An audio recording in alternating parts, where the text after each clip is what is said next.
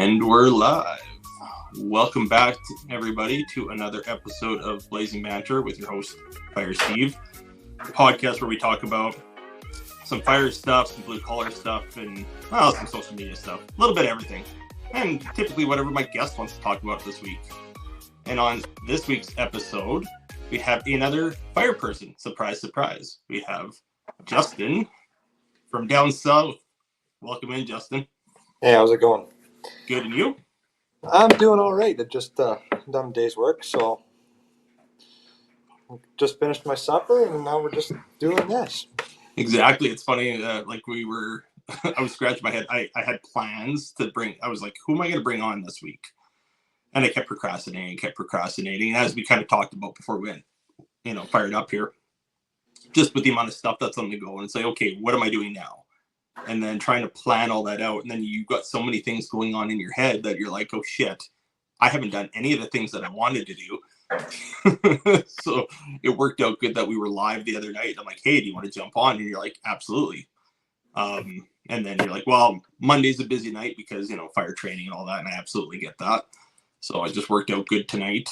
And I mean, when I post this one, we're going to be talking to everybody from the past because I'll post this next week, or I guess we were recording last week to everybody listening in. Right. Yeah, no, I hear that. So, yeah, you've had a lot of things on the go. It's been a busy summer. I can tell you've been off and on online, but you don't, I feel like a bunch of us who spent a lot of time going live on TikTok primarily, we're not doing it as much because life's happening. We're busy with stuff. So what kinds of you've been for me it started all the way back in February. Like before February I was home every night. I could all get into all the TikTok stuff and stuff like that. February I went off to BC to start framing houses. I had 2 houses out in BC.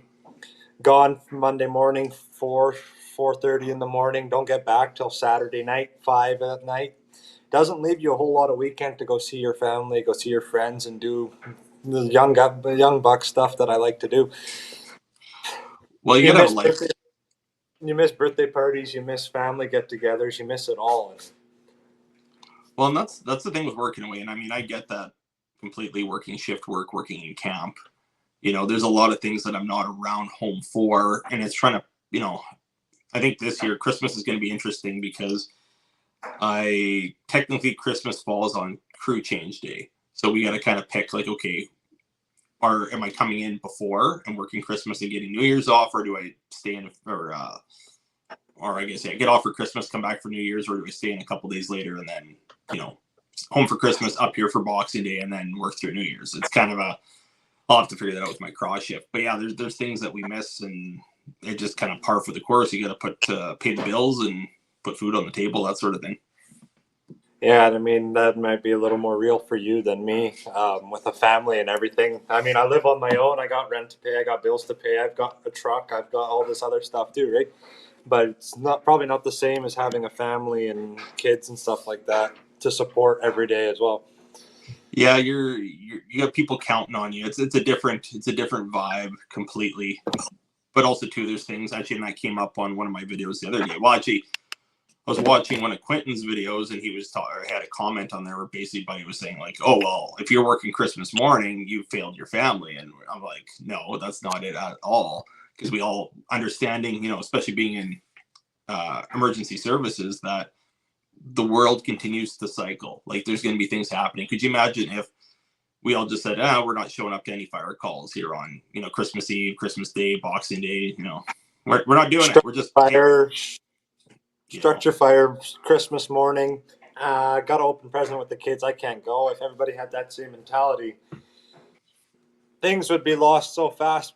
And that's the biggest thing about being a first responder too, is we go on people's worst day. Don't matter if it's going to be our best day at the long run. It's their worst day, and we'll go help them before we venture onto our best day. 100%. And that's a big thing that we do. And, that's why a lot of us have got into it, and we've accepted that responsibility, and that we're going to be available at these times. Does a person really want to do these things? Especially when you're running out in the middle of a birthday party or running out during Christmas dinner. Absolutely not. But could you imagine if everybody threw in the towel when you needed them? Like, your house is on fire, the Christmas tree lit up. If there was nobody there to help put it out, everything's gone. EMS, having, people to respond to a medical emergency. People don't stop getting sick. People don't stop, having heart attacks or strokes or whatever it is. So we have a lot of medical personnel that it's just another day. Yeah, I mean, and yeah, you can look at the medical side of that too, but also like NBCs and people. The roads, it's Christmas time. The roads are icy.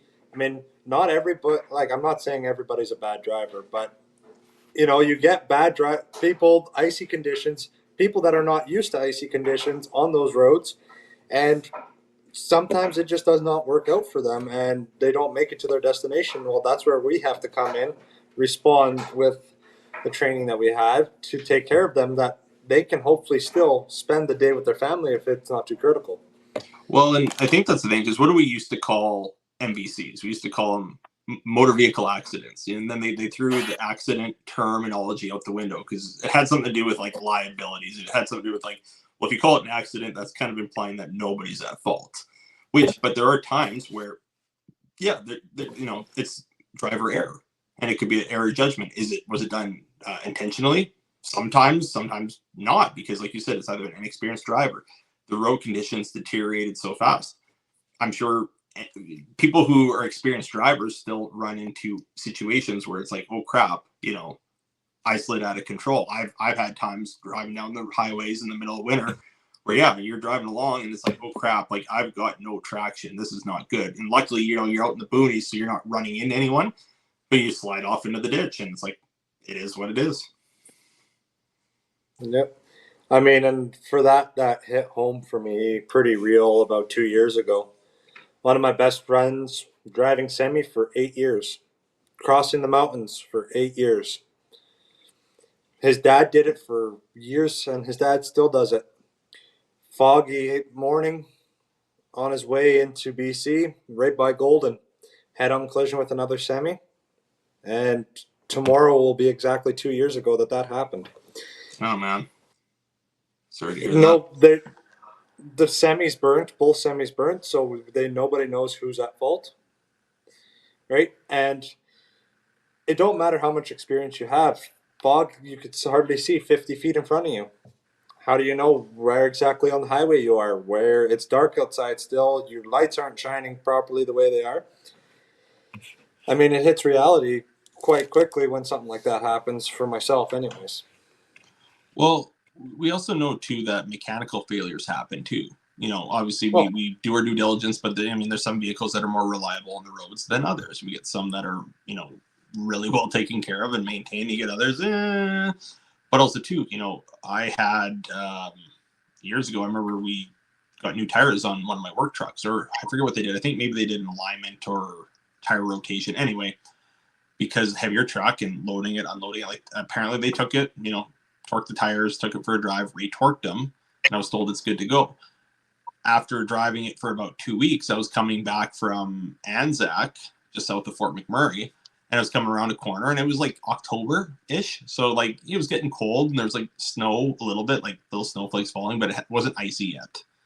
But I could feel like when I hit the brakes, it felt like I was sliding on ice, but it was actually my rear duals, all the lug nuts came off, and it was the tires shifting back and forth. And then finally, all I heard, like I remember I was hitting the brakes a little bit, or no, that's what it was. I was coming around that corner, all I heard was, and then the outer dual came off, ricocheted off my front tires, shot off into the bush.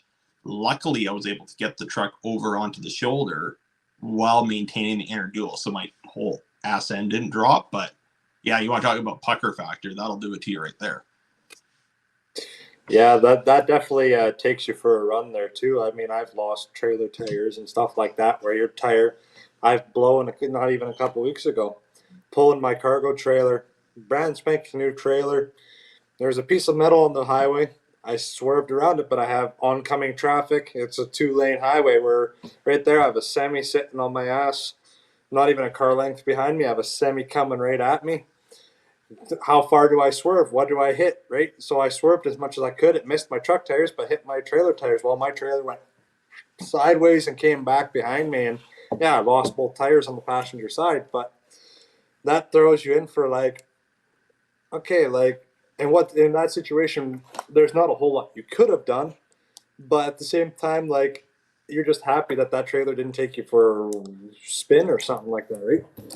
Well, and that's the other thing too, road hazards, things that drop off another vehicle that you don't have time to react to, or even if you do react to it, it's like, where do I go? There's a steep embankment on my right, there's a vehicle on my left, and I got somebody right on my ass end. So what do? You're kind of like, well, I'm going to slow down, brace for impact the best I can, but I'm going to hit this thing, and whatever happens, happens. And unfortunately, that's all the factors that boil down to collisions and accidents that us as fire departments have to respond to and deal with. And that's where going back to the holidays thing, it doesn't matter if it's Easter, Christmas, New Year's, we're available to respond to these things because we want somebody to be there.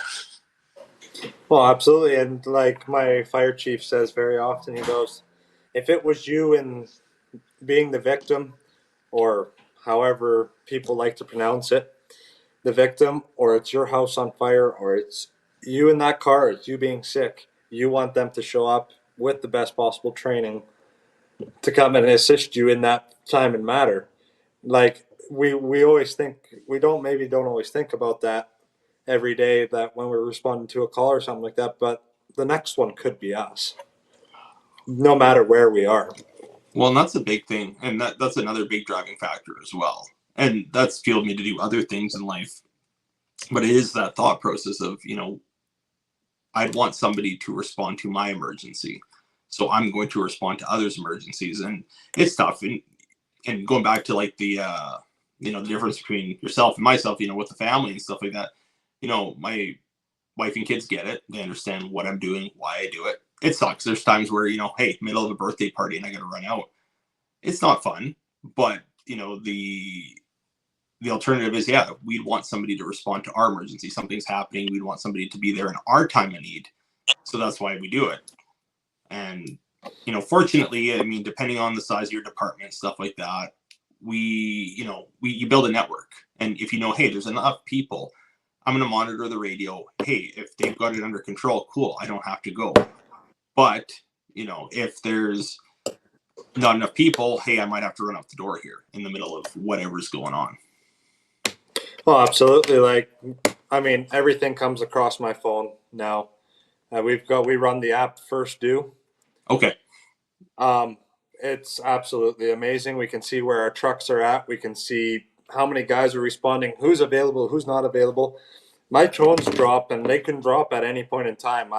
I'm only 2 minutes from the fire hall, so I mean, if they drop and it's a medical call, I probably won't run out because I'm not on call this week for medical calls. But if it's a structure fire and MVC, I'll probably have to run. Yep. But I can see, okay, there's 3 guys returning or responding to a structure fire. I gotta run because that's not even a full truck. There's 4 guys delayed, but there's 3 guys responding. Yeah, if there's 4 guys, you can run a double attack team because your senior firefighter, your officer, he's going to take charge of the scene. You got your pump ops, and you need 2 guys to run a hose lay. Mm-hmm. 3 guys, I mean, I'm not saying it's not doable with 3 guys, and I'm not saying they've never done it with 3 guys. It happens. It's a volunteer department, right? Mutual aid is, our closest mutual aid is 12 minutes out, 10, 15 minutes out. That's not that's just drive time. That's not including getting them rolling, getting them responding to the hole and stuff like that too, right? Absolutely. No, and that's the big thing to keep in mind there too, is that knowing who's available, and we do what we can. Like, we've got protocols in place for us. Pretty much, we're not sending anybody interior unless we have a RIT team. Like, we don't have 2 in, 2 out. So you need a lot of people. Like, even a crew of 5 that gets you set up. You're in, you have your command / sometimes too, it's like whoever's IC will take pump op until another crew arrives there. And then you've got your attack line, and then you've got your attack team, and then you've got your RIT, and then other, kind of helping feed the hose line, do stuff outside, but they're ready to go. Now, that being said, if it's one of those situations where you get there and it's like, holy crap, there's somebody stuck inside, are we going to do some dumb shit? Probably. Because it goes back to the whole thing of, you're going to risk a lot to save a lot. And that's what we do. I mean, we're not going to take unnecessary risk. Like if the thing is like fully involved and, you know, like nobody's surviving in there, unfortunately, it's like, we got to take that step back and we're going to do what we can, but it's too dangerous to put anyone in there. But it might be a thing of like, hey, this thing's just getting going. We know there's people stuck on the upper floor. We can get in, get it knocked down, or get those people out of there at least, or do something even without the proper RIT team. And I mean, there's safety officers that are just cringing right now listening to this, but unfortunately, that's the reality of some of these small town departments. We don't have, sometimes the personnel aren't there. So we're going to do what we got to do to, you know, protect life. And then we're not going to take that risk though. If it's like, hey, everybody's out of the house, you know, we're going to make sure we're doing it by the book. No, absolutely. Like, and just last night, actually, we were busy on fire. We were going over our fire safety and firefighter safety, like your PPE, and going over and going through that all through our trucks, making sure everybody's gear was up to snuff and all that other stuff. I mean, I'm getting pretty close to due once I'm done my hazmat course. So the way we run it is you finish your 1001s, you finish your hazmat course so that you get your certifications. Mm-hmm. They'll come in, measure you up, and get you your own set of gear. Because right now, like I have gear that fits me proper. It sits good. I'm the same size as that guy, but like I said a little bit earlier before we got going here, you got guys that come and go 2-3 years. Are you going to spend that X amount of money on brand new gear, on a brand new mask, on brand new helmets, if they're just going to leave after X period of time? Absolutely. Let's say 2 years, right? This gear is what I'm not sure of the exact numbers. I don't know, like, what is it, 5 years the gear is normally good for ish? 10, I believe. I think after 10 years, it cannot be used for interior structure fire. Well, exactly. So that money, let's say, I don't know what the costs of it all are off the top of my head. You probably know better than myself. It's like $2,500, I think, and maybe I'm wrong. That might have been an old number too. I feel like it was either $2,000 or $2,500 for a set of like pants and a bunker coat. That's your coat. That's your pants. That's not including your boots yet. That's not including your SCBAs. That's not including your helmet. Nothing like that. You figure that all in, you're looking at close to $10,000 just on turnout gear and proper safety equipment for your interior crews and stuff like that. Well, and luckily, like I said, the SCBs, it's not like everybody has their own. But I mean, I get it with your own structure gear. Absolutely, it's one of those things where, hey, you've got your issued, you know, you've got your hood, balaclava, you've got your jacket, pants, gloves, boots, and your helmet, and all of it's not cheap. Like there's a cost associated with that. But also too, that's kind of where, you know, a lot of these departments formed, and that's where a lot of these volunteer departments kind of kicked off, was because, hey, like any money that they did make from response and insurance payouts or whatever, it was invested in apparatus and the gear and stuff like that. And that's where you've seen like a lot of older fire departments do a lot of fundraisers and stuff like that, because it was a community built thing. Now I find that a lot of the departments are run municipally. You know, they're embedded into either a town, a county, or a combination thereof. Yeah, absolutely. Like, we're in the Lethbridge County. Nobleford is the town. But like every year, like this year, it's going to be October 11th. We host an annual wing fling. We have one of the sons from one of the firefighters, or brothers, like, don't quote me on it. He's a world-renowned auctioneer. We get donations from all big companies and even people individually. They send stuff. Last year, if I remember the numbers correctly, after costs and everything for renting the building that we hosted it in, after all the food, the drinks, and everything were taken off, I think we made around anywhere between $90,000 and $100,000. Oh wow! That is going all into our training grounds right now. We just bought 8 sea cans that were building into, like, it's a 3-4 layer buildings with stairs and everything in there, just for coming back to training is what saves us in the long run. Well, it's a big thing. It's getting that training in, and that's where, you know, there's weekly trainings. Every department runs a weekly training, as well as other trainings as well. You know, you're going to do your weekend courses. You're going to do your, I mean, there might be other specialty courses where you're in it for a week. It depends on where you're going at with your training, but typically, because they understand everybody has day jobs, everybody has lives to live. The way we structure it is usually, if it's a in-depth course, it'll be a Friday evening, Saturday, Sunday. If not, we're looking at Saturday, Sunday, and then you're doing that over a couple different weekends to learn all the skills. You do the theory portion, and then you do the practical skills, and that way it prepares you for your exams and whatnot. Well, and like my hazmat coming up here, it's the first night is Wednesday, September 4th, and then it's the next 4 Wednesdays and the next 3 Mondays. So that I'm busy from 7 at night till 11, Mm-hmm. 10, 11 o'clock, where doing the theory. And then there's still online things on top of that that I got to study on my own time, where that doesn't always give us a crazy amount of time to do either. No, and that's the thing. Like, there's a lot of different stuff, and every department structures it a little bit differently. Like, some will say, okay, the theory is going to be self-directed. You have to do that on your own. And then there's other departments that'll incorporate that into the training time. It Yeah, just no, depends on absolutely. the department and their setup and how they're structuring their courses. But also too, it depends on the people. What's everybody's schedules looking like? There's no sense running a course if you're not going to have anybody attend.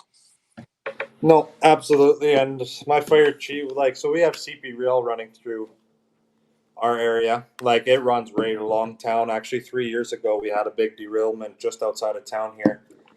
Um, and so there's a train core derailment course down in somewhere in the States. Okay. Arizona or something, I believe, out in the desert. I don't quote me on it. I don't know exactly. And we sent a crew of guys the year that COVID hit, and I don't always like bringing that up, but that's beside the point. It happened, and I The think year it's that COVID hit, so that's the last year that we had guys out there. It's a 3 day course. They fly you out there. They provide room and board and the food and stuff like that. And it's such a good course. My chief is trying to get a crew of us going, but we're training with departments out of New York and like Los Angeles, Toronto, Winnipeg, Edmonton, all these big departments, and then there's the lonely little volunteer department that manages to get 3-4 guys in there as well. Well, it depends. As long as the skills are going to be valuable, it depends on your need for it. So if you're in an area that is responding to a lot of these train incidents, it doesn't matter whether it's a volunteer department or a full-time, fully staffed up department. These are still skills and knowledge that needs to be taught, and it needs to be learned, because this is what's going to save lives. This is what's going to be practical in your community. And that's what, we all train in a lot of the same things, but then there's going to be specialized things depending on where you're at. Up here, up in the northern part of Alberta, we're learning more on the wildland fire side of it because we're dealing with the bushfires. Whereas you in southern Alberta, you're going to be doing more so grass fires. And then if you got a train running through town, like we've got a train that runs right through the middle of town, so knowing our hazmat stuff is very important in case there is something. Because if there is an incident, it's going to be right in the middle of town. Well, absolutely. And I mean, for us, we got the privilege of seeing CP Rail's operations unit come down for this derailment and stuff like that. They all came down, and the whole process. So for us, like, we were first on scene. Calgary, CP Rail, the whole trailer and everything have to come from Calgary, of course.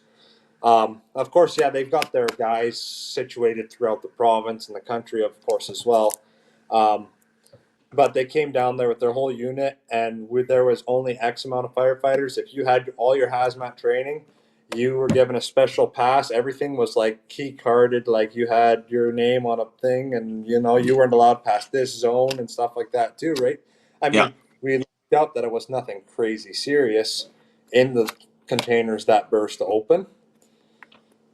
But at the same time, just seeing that all roll through, and because I wasn't quite on the department when that all happened. Well, I was on my probation Okay. at that point, so I wasn't allowed to respond.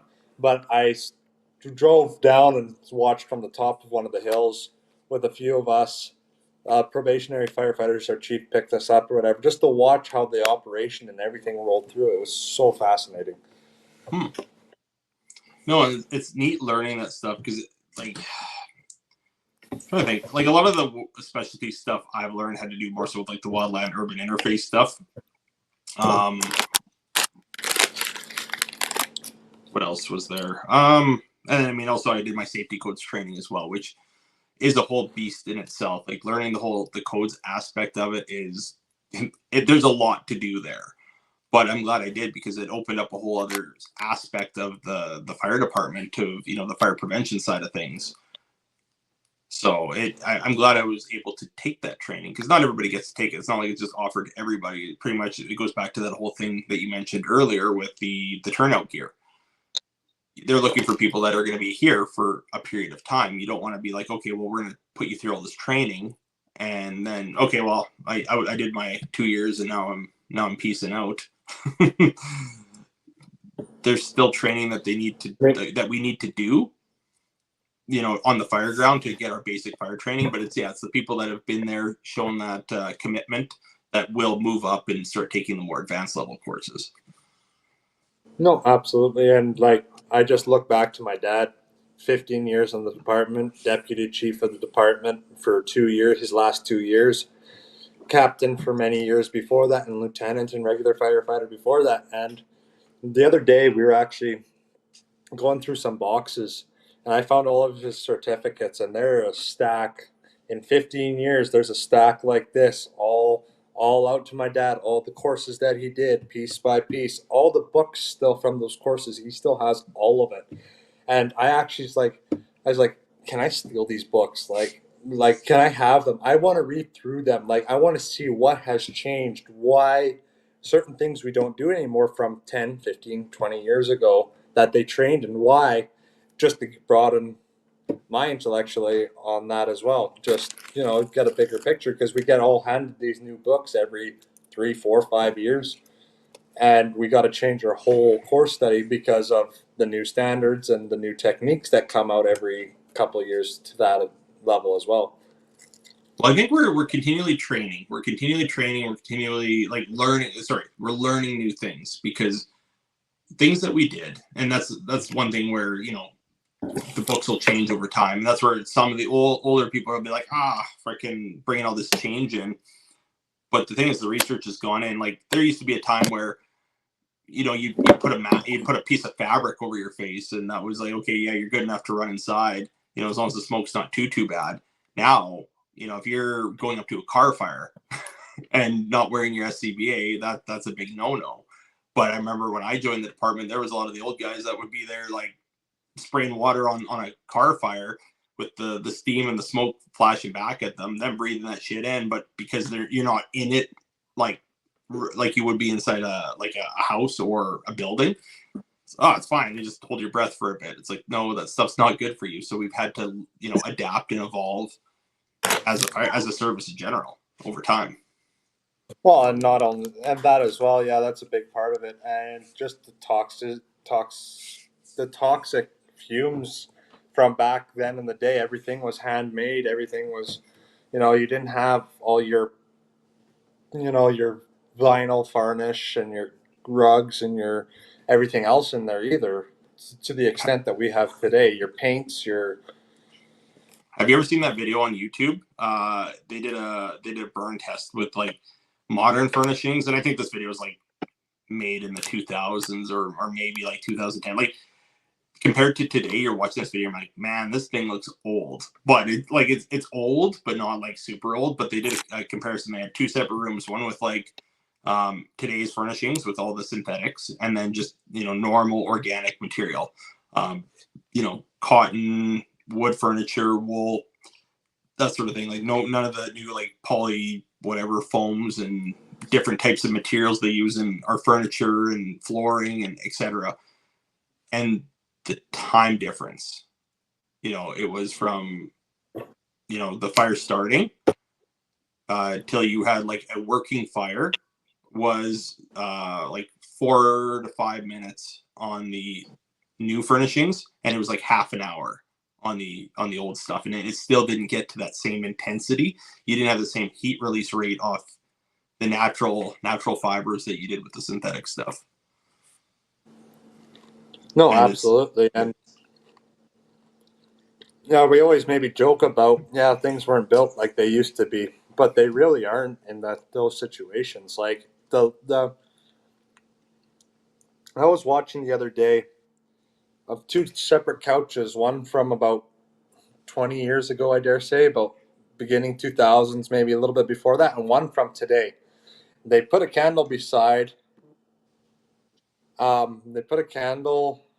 each one, Mhm. and just let it like close enough that it would eventually start the fabric on fire and stuff like that.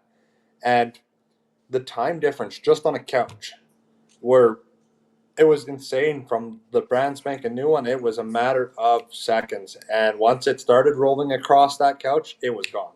Where Yeah. the older couch, 2-3 minutes by the time it was fully burning, and those 3, 4, 5 seconds. Let's say it was 10 seconds apart from each other. That's a life that we could have saved in Mhm. the long run. Well, it goes back to even response time when we've been kind of chatting on the small town volunteer departments. Obviously, your response time is going to be much quicker in a city because you've got fully staffed departments, strategically located through a city, and people are ready to go. Like I think their goal is basically from time of dispatch to rolling a truck is like 2.5, 3 minutes. Like pretty much, rolling out of their bunks, getting If down. that.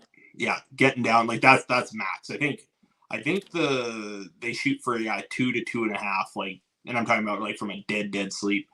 They're probably even quicker than that. But going that fast, 2 minutes from call to truck rolling is quick. Whereas you compare that with a volunteer or a paid on call department where you've got everybody has to respond from home. You might luck out. The only times you're going to luck out where you're going to get that fast of response is if you catch it during the weekly training when everybody's at the hall anyway. It's like okay, then it's like okay, who's responding, who's going, are we all going, is it just we pack in one truck depending on what it is. So with that, but you think middle of the night everybody's sleeping, or even sometimes during the day, everybody's at work. People who work, normal 9 to 5 jobs, trying to get everybody down to the hall to respond, and you're getting people there at different times. I think we're anywhere from like 5 to 10 minutes, and I mean five's on the quick end, but I would say like we're usually like from call to rolling our first truck is like 10 minutes roughly with Okay. For us, my chief actually for the county had to monitor that quite well for like the last 6 months. I think it was a 6 month period that he had to monitor.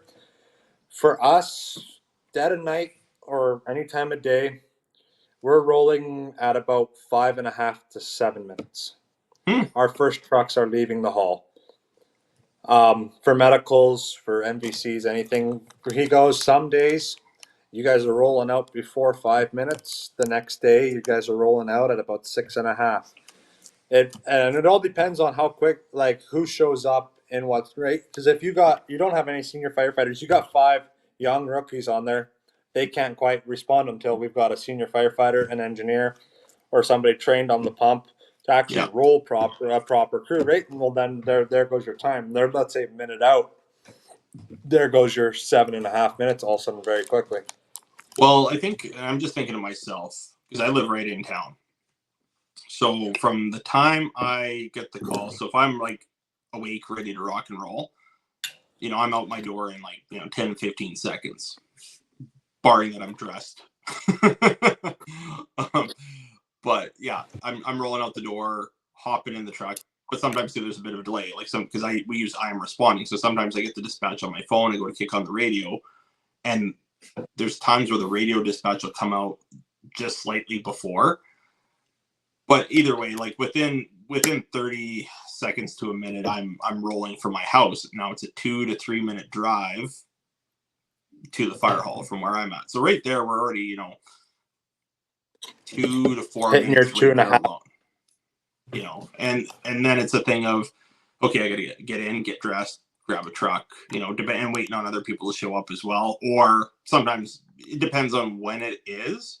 There's times I'm the first one at the hall, not typically, because our hall chief, like our station chief, he lives like within a minute of the hall. So if he's in town, he's usually the first one there. But yeah, there's times I'm the first one there, especially if it's later at night and I'm still up doing live streams or whatever I do at night. And everyone's rolling out of bed and I'm still awake. But there's other times too. Yeah, I'm rolling in and basically being the last one on the truck. It just depends on what's happening. But we have people that live in town, we have people that live out of town. So usually it's the out of towners that they're gonna show up for the second truck. Like they're not getting on the first one. No. I mean, for myself, I live about 4 blocks from the fire hall. I got 2 turns that I got to do. So depending on traffic for myself, but for the longest time, before 2 of our members moved like one street over from the fire hall, they literally run. They run across the street to the fire hall. I was always the first one at the hall. Like the first 2 years that I was on, if I was home, it didn't matter night or day. I was rolling in. You could see the people turning off at the intersection down the road still, and I'd be running in. I got doors opening. I'm running to my bunk, grabbing my gear. Did I always hop in the driver's seat? No, because I wasn't quite legal at that point yet. Yeah. So, you get, okay, who do we got coming? Okay, he can drive. Okay, I'm going to hop here right behind the driver's seat, or I'm going to hop beside the other seat, or if it's in a medical, okay, I'll hop in the jump or whatever. We'll roll to the medical. We'll deal with whoever's in command there. The Yeah. officer, a lot of times, enjoys driving, whatever it may be, right? And Yeah. yeah, I think we're pretty consistent about that 6 minute mark. I dare say that where our trucks are rolling down the street, that where you're like dispatch, you can mark engine 41 responding. Well, and like you said, it depends on the factors that play into it as well. And I'm trying to remember because when I fill out the reports, it'll break it down, from time of dispatch. Because also keep in mind too, I from can the see it time all here. from the time of dispatch, well, because we get the call sheets like from our dispatch center, but from the time that they get the call too, because there's a bit of a lag time sometimes. They're like sometimes it's immediate, like sometimes they get the call, they're dispatching us, but there's times where their call time and then by the time they call us has already been about a minute to 2 minutes depending on when we requested. Because keep in mind they're getting 911 calls, so if they get called for a medical, okay, well now they're contacting EMS. We don't get the call unless EMS is like, hey, we can't make it there, we're 40 minutes out, so send fire to kind of do the initial assessment, kind of get things going until a bus frees up. So that's where sometimes we'll see that bit of a delay. But usually, like I said, I'm looking at the reports and yeah, like we've had really quick ones. Like we've had ones within like a minute and a half, 2 minutes, but that's because everybody was already at the hall. We've had other ones where, I feel like I'm seeing a lot of like anywhere between 5 and 10. Like that seems to be the norm. So, I mean, we've had some that are over 10, like 12 minutes, but that's like not typical. I would say like if I had to give you like a rock bottom average, split the difference, I would say like, yeah, that 8.5 minute somewhere's in there seems to be kind of the more prevalent thing. From the time we get called, everybody's driving to the hall, gets dressed, gets in a truck, and out the door. Yeah, no, yeah, I mean that's pretty common. I think NFPA standards are for a volunteer department. I think is 5 to 7 or 5 to 8 minutes mark somewhere is there. I don't know. We talked about so much stuff last night. My head's still throbbing about it a little bit at fire practice. So, see, I don't know if there, and there probably is, but I don't recall myself personally like what the standard is to roll a truck. I just know what the standard is to get fully geared up. Like, yeah, under 60 seconds to be in your bunker gear from your street clothes, and then what is it? A minute and a half, 2 minutes for full like with the SCBA and everything on air. So I'm working on training that all for the getting into the city of Calgary right now myself, and from the time I run up to my bunk to the time I can have my pack on, mask on, hooked up to air, I'm sitting at about a minute and 28 seconds or so. I That's mean, pretty. that's of course laying my gear out exactly the way I want it to be laid out. I Mm-hmm. mean, yeah, there's tricks to everything, right? I mean, you learn a special technique. You learn exactly. Okay, I'm gonna jump. I'm gonna grab my balaclava, jump into my boots. Coat goes on after that. Zip everything up. If you learn that technique, you can do anything quickly. But it's not always sitting in that precise, exact way that you like it. I mean, my balaclava is tucked into my helmet. I mean, my coat's hanging up, my boots are sitting nicely on the shelf. But by the time you pull your helmet out, get your balaclava on, get your boots out of the bunk, it all takes time. It's 30, 40 milliseconds at a time that add up quick. Well, and it's keep in mind, like a lot of times we're running through these training drills. Like you're not putting your SCBA on at the hall to respond to a call. You're putting your gear on, getting on the truck, responding, and then from there, well, you're putting the rest of your gear on, whatever. Because keep in mind, you're not allowed to wear your helmet in the truck. You're supposed to have it fastened or, whatever. You're not supposed to wear it until you're off the apparatus. So the whole point of, donning your helmet as you're putting your gear on to leave the hall isn't a thing that happens in real life. Same with your gloves. So usually with mine, the way my locker is set up, and I'll look at it like this, I run up to my locker, my balaclava is hanging on a little hook because we got like those wire shelves. So it's hanging with my SCBA mask. So I got the balaclava, pull that on. Or if it's a medical, if I, we don't need the hood, I've got my boots and my pants in my locker. Boom, out. Usually I'm taking my pants off because it just makes it a lot easier than trying to stuff your. And if you're doing a structure fire, it's like, yeah, I don't want to sweat my bag off. So usually I'll rip my pants off, jump into my bunker pants, pull the straps up. Then, like I said, if it's sometimes I'll change it up a little bit, balaclava or just the pants, and then balaclava. Then I'll throw my jacket on, zip it up.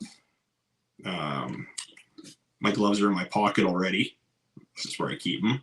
So then, grab my helmet, grab my mask, over to the truck. That's it. Well, and I just actually ordered some cool little gadgets for all my gear. One is a glove thing that wraps around your glove. It's a Velcro strap that you can rip open, and it hangs right beside your chest plate. Yeah. So it hangs right on the same hook, and I just got it in. So with practice and stuff like that, and the last couple of calls that we've had, I've actually managed to just see how it works for myself and stuff like that, and I love it. It doesn't like I always used to have my gloves, my MVC gloves in my one pant pocket, my other ones in my other pant pocket. But you pull that out, there goes your rope, there goes your carabiner that's in that pocket as you're running up to a fire scene. It just makes it a mess, and I'm too organized for that half the time. Well, I guess that's another good question too. What other gear do you keep, or what other stuff do you keep in your gear? Like, do you keep stuff in your pockets ready to go? Like, so what's in your gear right now? So my pant and my the pants I got door wedge. It's just a small little green triangle thing. Works Mm-hmm. amazing. I've got what's that thing called now? When you open it up, it looks like a yellow banana. You open Oh, it up, it's it has a wrench. It's got a window brake. It's got a bunch of other things on. multi tool. We call that thing. Yeah, it's just a multi. Like, but it's got the spanner. It's got the valve tool for shutting off gas. Yeah. It's got the glass brake punch on it, seatbelt cutter. Which I mean, I don't like using that thing for punching through windows or cutting seatbelts. I have a nice little yellow one that we got. I got that in there, and then I've got frick, what's that rope called? I've got 20 or no, 10 feet of it's a blue rope. Frick, don't quote me on the names here, but Like a current um, mantle or something, or is it a well, or is it it's just a really thin one that we use to hold open doors and stuff like that when we're doing NBCs and stuff like that. And then I've got four carabiners in my one pocket in case we end up having to do whatever type of rescue. That's all in my pants, and then I don't have anything in my coat pockets because it's just awkward to reach. Then I got my light, and then I got my radio on my other pocket, or my actually now I got just the mic hanging up there, so I just got to quickly hook it up to my radio, and then I got my mic. So yeah, that's what we all have in our bunker gear for the most part. So the way mine is set up, I guess I'll start from the top down. So even with my, because when we upgraded from like the original gear, like as we talked about earlier, when you first start in the department, you don't have gear that's your gear. It's pretty much you find stuff that fits. So I had old yellow chieftain gear, like your old school fire gear, comfy, super comfy. But the thing that sucked with those ones, and I realized this when I was going for my 1001 level one, is there was no, like, the padding in the knees was shot. So when you're like doing search and rescue drills on hard cement floors, because we were using our old fire hall, with you're crawling around in the dark on a concrete floor on a pad, and I'm just like, my knee caps are killing me. So our DC was like, hey, you've been on long enough, because they had the new gear that our department had was black. Like, it was all black gear with orange high vis striping. It was really cool looking. So I upgraded to that because the it had better padding in the knees, so you could crawl around and not kill your knees if you were doing it, crawling. I'm trying to do like the duck walk, like where you kind of like scooch along, but at that point I was doing like the whole, crawling and sneaking around, or searching around. So upgraded to that, and from then on, and then now I've got brand new Starfield gear. So I got measured back last fall, and then we got it in the spring. So I've been rocking that stuff. I don't mind, it's got lots of pocket space. So anyway, I've got the pocket here. I keep my radio mic in there because we have our own radios issued. So I bring my radio with me everywhere. So I don't have the mic attached all the time, but it's in my gear if I should need it, if we're on a, structure fire or whatever. And then, I've got a spot where I can clip, like, I've got a carabiner on my mask bag, so I can clip that to me, or the tick. Like, we've got a couple spots where you can clip that stuff, or just your radio mic.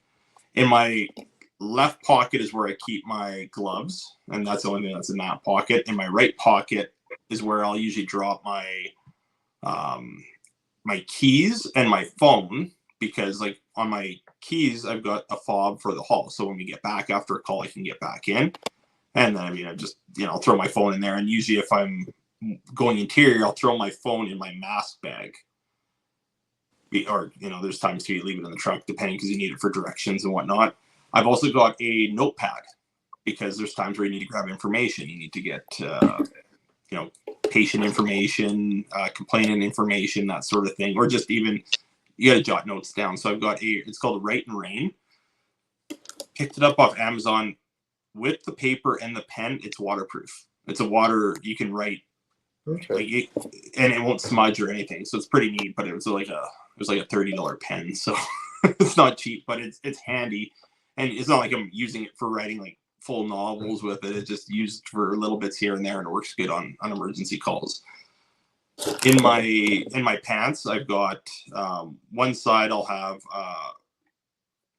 I've got that multi-tool. So I've got the multi-tool with the window brake, spanner. You mostly use it for spanner in a pinch, but even then sometimes the spanner is not great. Like, that's where the metal ones on the truck work better. I've got a latex glove with long webbing in one pocket, and then on the other side I've got a latex glove with short webbing. So we've got two different lengths of webbing depending on, for different situations. And then I've got also in one pocket I have a glove filled with latex gloves. So I'll have one just to kind of keep everything dry. I'll have like 4 to 6 individual gloves stuffed into a big glove, because there's times too where you're rolling, or you don't have enough time to grab it off the truck, or sometimes the box is empty. I like having latex gloves on me at all times, so that way if it is a medical, an MVC, something like that, you've got it on your person at that point in time. Yeah. Oh, and even like you got the glove with all the other latex gloves, switching between patients. If you have the quick second, rip new ones off, blood, other contaminants, that's a big factor too, right? I mean, we were talking about our hazmat and stuff like that, and we were going through what is actually all hazmat. And I mean, it can go from anything from your fuel sources on a leaking MVC to actually blood contaminations from other people. And it's so wide, the word hazmat nowadays. Yeah, there's so many things that fall under the word just hazmat, or what it is, to an extent, I guess you can say, as well. I think the thing with hazmat, I remember when I did my ops, and we were, like that's our level of service is we're trained to an operations level. I mean, you need that for to get your 1001 seals, but we're not really operating at an ops level so much because like we're all trained to awareness because hey, you can identify it. But the thing is, you need a lot of specialized equipment, and we're kind of get there, isolate, do a little bit, but they got to bring in the techs or people that like companies that are actually trained to deal with these hazmat scenarios. Major tanker spills. Yeah, we can get in. We can isolate the area. We can protect. We can do that sort of thing. But we don't have all the mud plug kits. We don't have all the. I think like we've got the hazmat suits, but by the time we go to deploy them, like we don't have enough people to really like set up a full scale decon scene. Set up your different your hot zone, warm zone, cold zone, that sort of thing. So usually you just kind of isolate the area, make sure that, if there's somebody in danger, we can go deal with that. But if there's no immediate life danger, it's just kind of like, hey, hold back, wait for the cleanup companies to come in, and then they take care of it from there. No, absolutely. Yeah, and going back, you're going through your gear. The webbing was the word that I was missing. Okay. You said it. I'm like, there it is. I was wondering when you said rope, you're like, it's like a specialty rope. I was wondering if it was webbing, but I'm like, you said rope, and I'm like, maybe he meant rope, but maybe he meant webbing. Yeah. Yeah, I couldn't pull the name quite off the top of my head. I'm like, I know this. We went through this all last night. Why am I forgetting this?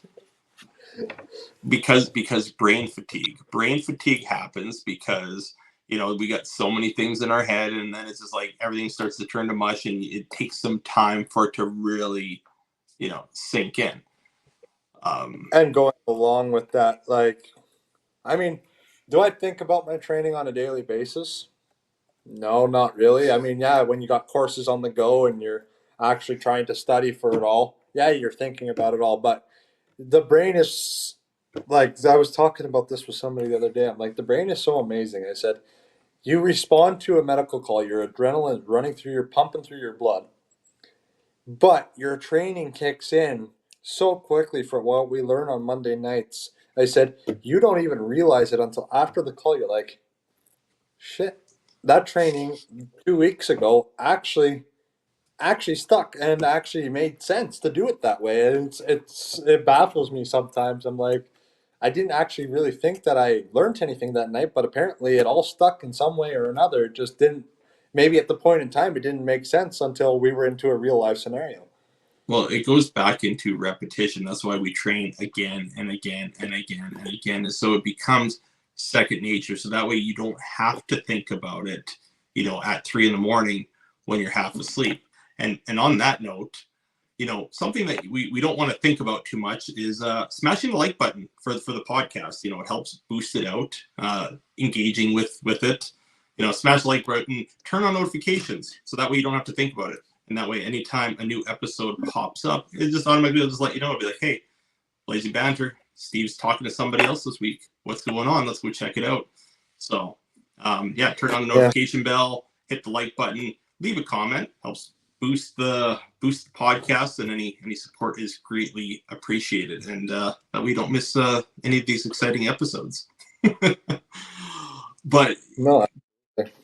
Going back to the training aspect, yeah, like that's why we do it again and again and again. Is that way we can remember. We don't have to think about it because there's things that, especially, I think when I was going into the whole like emergency side of things, like with the wildfire evacuation stuff like that, we remember 7 things on a regular basis. So think of a phone number. The basic phone number, not the full 10 digits, but think of like whatever, the 780 blah blah blah blah blah. We remember that pretty easily because we can remember 7 things under normal conditions. When we're stressed or when we're panicked or anything of that nature, we only remember 3 things, 3 steps. So it's about creating quicker pathways and reducing things that you have to think about at that time. That's why 911 is 3 digits. It's easy to remember because when you're in a panic mode, you're going to remember 3 steps, not 7. No. And even when we're I think we've all been there, or anybody who's been on any sort of department. You're scrambling into the hall at 3:30 in the morning. You're half asleep. You don't know what year it is. You don't know what day it is. But yet we can all scramble in there and throw our gear on like it's nobody's business because we've spent so much time practicing it. It's like riding a bike or even driving a vehicle. Like I remember when I first started driving, I was like, holy crap, I'm never going to be able to remember where all the stuff is and the gauges and the pedals. And now freaking, I'm sure you're the same way. You can eat a sandwich, listen to the radio, tweet, fiddle with something as you're driving along because you don't think about all the little intricacies of driving. It's second nature. Yeah. No, absolutely. Yeah, I mean, like you said, the three things to the seven things. It it's weird what stress can do to your person too. Like even running onto a fire call, you're not like you're short members. You're running your IC. Let's say, I mean, for myself, I haven't really experienced it yet. Yeah, I've run an IC situation, but I had my chief standing about a half a foot away from me, and he was just hanging back. It was one of my first calls after I had all my blue card and everything training. He just wanted me to run command. It was an easy call, just to see how I would do under the pressure, and all of a sudden your brain starts scrambling. Mm-hmm. It's like, okay, stress. What? And especially that's the best time to do it though. You have a lower priority call that and you've got somebody mentoring you. You got somebody standing behind you, coaching you on what to do, or not even coaching you. They're just watching you. And hey, if something happens, they're there to be like, is that what you want to do? And then you're like, well, is it what I should be doing? But you've got somebody there to monitor to make sure things don't go sideways. So you've got that confidence, but then you've got the freedom to make the decisions and sit in that command role. And that's how we learn. We're not going to learn by sitting on the sidelines all the time. Nope. I mean, and I'm more of a guy that will sit behind the jump seat, be the first crew to run through that door on a structure fire, be the first crew to grab the right tools off running towards that MVC or whatever situation we might be in. Because I'm young, I'm active, I want to go, I want to help people. And when you get put into a leadership role like that as well, oh crap, that's not where I'm going anymore. I got to stand here and look at, okay, we've got this here, we've got this power lines, we've got everything else. Okay, what do I all need? When I'm rolling, I make sure that I have this coming, got mutual aid coming. It all of a sudden it's okay, it's not so focused anymore. We gotta take off those blindfolds and actually look at the whole scenario. Well, that's the major difference. So like when you're given a task, when you're on the front line, so you're running a hose line, you're doing ventilation, you're tendering water, you're establishing water supply, you're running the pump. That is your job. You're doing the thing. You're focused on doing the job that you're there to do. When you get into a command role, it has less to do with being concerned. You're not worried about how a person is spraying water. And if you're there micromanaging the people that are there, you're watching to make sure that they're being effective and being safe about it. But if you're going to go and be like, well, actually, no, you should be doing it like this, you're losing the battle because your job is to take a step back and look at the broad overview. Because if you're so laser focused, and that's where with any leadership, it doesn't matter if you're on a fire scene, if you're on a construction site, it doesn't matter if you're on an oil field job site. Anytime you move up, the biggest thing is that you aren't the person working that individual job. You need to take a step back and get a broad picture of the whole site, the whole scene, so that way you can make the appropriate calls for everybody involved. Yeah, no, absolutely. I was gonna bring something. I was gonna bring something up before that. You were going through your gear, and you said something, and I'm like, and now I forgot. I swear, and I go back through some of these podcast episodes, and there's lots of times I do that, and I find I'm trying to get better at it. It's hard because I squirrel so much, and we've talked about this on lives and whatever. Like, there's so much stuff to go, and we've done it a few times already where we're talking about something, and you can tell the conversation like skids along. we don't finish talking about the original point. But I find that sometimes the allure is like it's natural conversation, and I hate that sometimes it's like, okay, you're thinking of something and it's like, wait, I had it, now I lost it. Maybe it'll come back. You know, at some point you think, oh shit, I know what I was gonna say. And even if it's 2 podcasts from now or the next time I'm here. Well, that's what I love. It's been a fun adventure. You know, we're episode 9. Like I said, going on episode 10 here. The next one I record. I know I'm going to be taking. I plan to take a little bit of a step back. Like this episode, obviously, I'm posting after the September long weekend, so I think I'm going to focus on the podcast a little bit more. I want to take a step back from creating content because I got so many projects and stuff on the go that something has to give. Unfortunately, and it's like, and I want to like refocus myself. So I want to take a step back, get some of this lagging project stuff that has been kind of hanging over my head. I want to get that done and then get back into the fold. So I don't know how I'm going to do that or if it's going to even work for me. If I'm going to be, because the worst part is I got so many ideas. I look at, I'll be scrolling, whether it be Instagram, TikTok, typically one of those two, or sometimes even Facebook. Sometimes I'll be scrolling Facebook and I see a meme, like just a stationary picture with words on it. You're like, I could turn that into a TikTok video. And it's like, where, like, I got so many ideas. It's like, hey, you know, you're like, am I going to do this? Am I going to do that? Where am I going with it?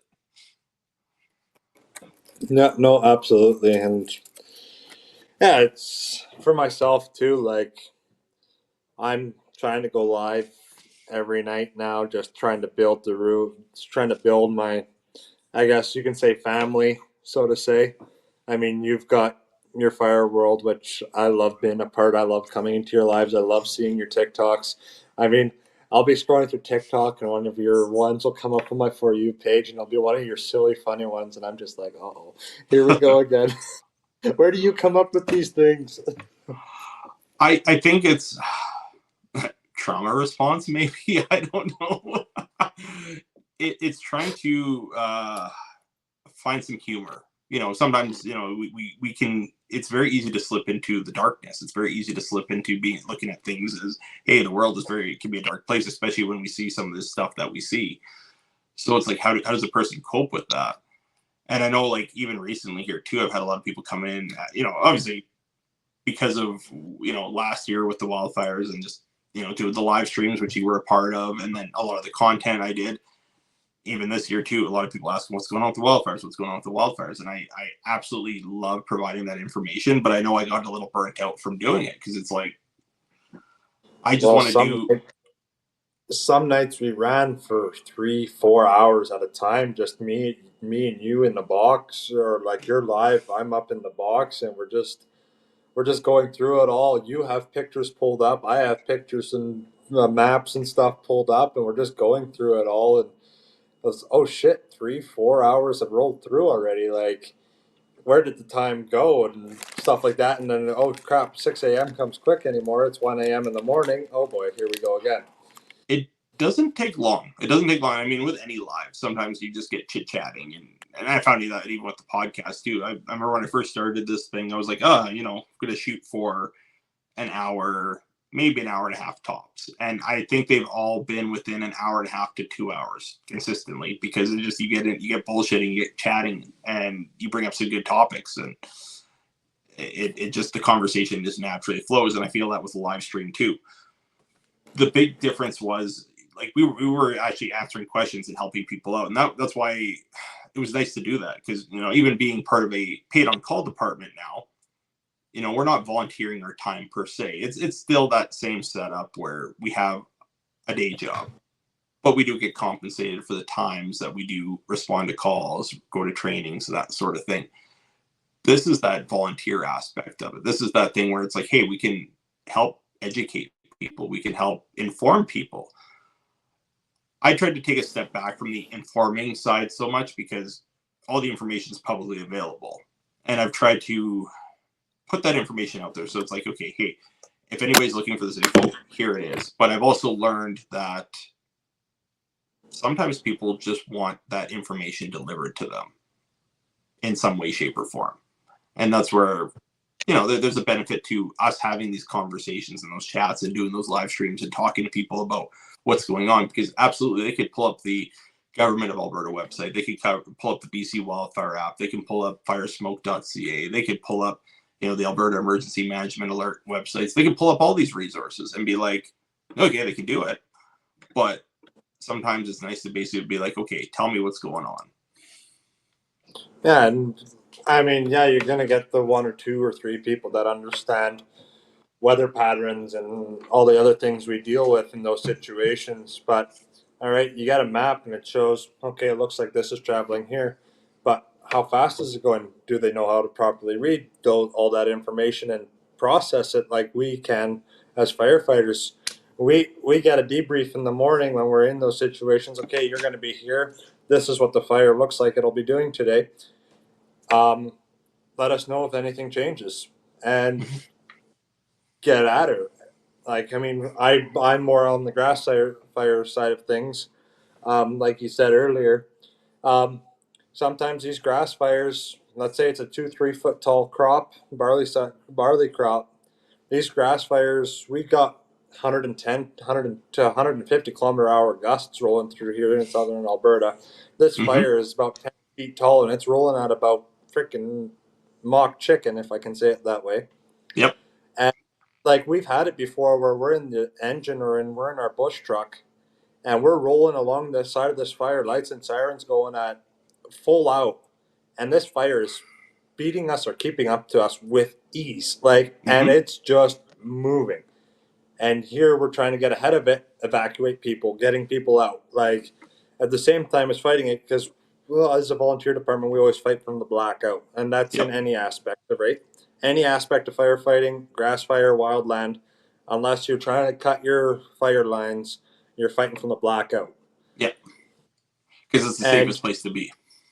yeah, because the fire's not going to turn back on you. I mean, yeah, in your big tree fires, it can run along the crown, decide to drop down, and come right back at you. And there's not a whole lot you can do in that situation, or vice versa. It comes over top of you and disappears on you that way. But the grass fires, it's not going to turn on you, but it's still going to create its own wind. It's going to still create its own weather pattern and all that other things that I've seen. Like, and it moves so fast. And out here, yeah, you get lucky. You've got your farmers. You've got everybody that has a water truck or a tender truck of some sort. I mean, out here, there's hundreds of farmers for as long as you can see that. I mean, you got your Hutterite colonies that have 5, 6, 7 water tankers on site that they can drop water, no problem, and you've got your resources, but out in those mountains and stuff like that. And I mean, I haven't really been given the privilege to go up and see it myself and be in Jasper because we only sent one crew up there. But if I ever did get the chance, I would love to be in those situations where, okay, what are you doing for water supply? What are you like? I have all the training for it and they teach you what to do, but not being ever put in that scenario, yeah, it's maybe in one aspect, it's a good thing that you don't have to be in that scenario. But another thing, we're trained for it, and if we want to make sure that we know what we're doing in those scenarios. Well, and talking on the training aspect, so even too, like we are cross trained on how to respond to different fires in different areas, but obviously we're going to do better and be more proficient at things that we're used to seeing and things that we're used to dealing with. So you're going to excel at the large scale plains fires more so than the boreal forest, and vice versa. I'm going to do better in the forest, in the muskeg, and that sort of thing, understanding the fire behavior just because I've experienced it, I've been through it. But we all are trained on it, and that's one thing I think back in 2019, I talked about it. Pretty sure I talked about it on the 4th episode of the podcast, and when I did, the 6th episode when I talked about Paddle Prairie, and just being there was just how we're all trained to that same standard and how well everybody meshed together. Like we had departments from, like I said, we were Lac La Biche, Slave Lake, High Level, but Rocky View County. We had, I don't think anybody from Black Diamond was there that night, but we had departments from Black Diamond up in High Level during the chucking. So we had departments from all over the province in different areas, mostly northern, but we had some southern departments as well. And everybody just kind of meshed in together, and everybody worked together, because it's like, okay, hey, you're running tender, you're grabbing water, you're running back, you're shuttling that water back and forth. You're running a brush truck, you're hitting the small spot fires, you're kind of getting ahead of like where the spot fires were hitting. You're on an engine crew, you're on a type 1 engine, you're tasked with hitting the big fire because you've got the big water. Everybody kind of figured out what they needed to do. And with how last year went, I mean, we had some really intense fires this year as well, and we don't know what the future holds. Having everybody trained in the ability to travel other places is a huge benefit. Yeah, absolutely. And that also comes into working with other departments, even working within your own county. Like we've got 4 departments, including us in our county, working those mutual aid calls, working with what other fire departments train in, even outside of the county. Because if we're on our far northeast end of our county, Claresholm is closer than our Picture Butte mutual aid department. Do we get them rolling to help us out? Do we get an engine and a tender rolling for them? Or do we wait the extra 10, 15 minutes to roll our tender? No, we're going to go the quickest way because we have, it's the liability, the risks and everything that we got to take as just our own department with, let's say, 2 engines rolling, 10 guys. On a typical house fire, you dare say 3 to 4 engines on any typical house fire is what you would like. But as volunteer and paid on call, most departments, it probably not even all departments, like we're lucky to have 2 engines. We've got a rescue truck, we've got our wildland, our bush truck, and then we're specialized in livestock. Yeah. So we've got the livestock trailer for cattle liner rollovers and all things like that. And I feel like most departments will, you want minimum, like you're shooting for that 2 engines, because I know that's our protocol. If we're doing offensive firefighting, we're going interior, we're going to have our, whatever engine rolls, but we're going to have a backup just in case. Are we going to have 3? Probably not.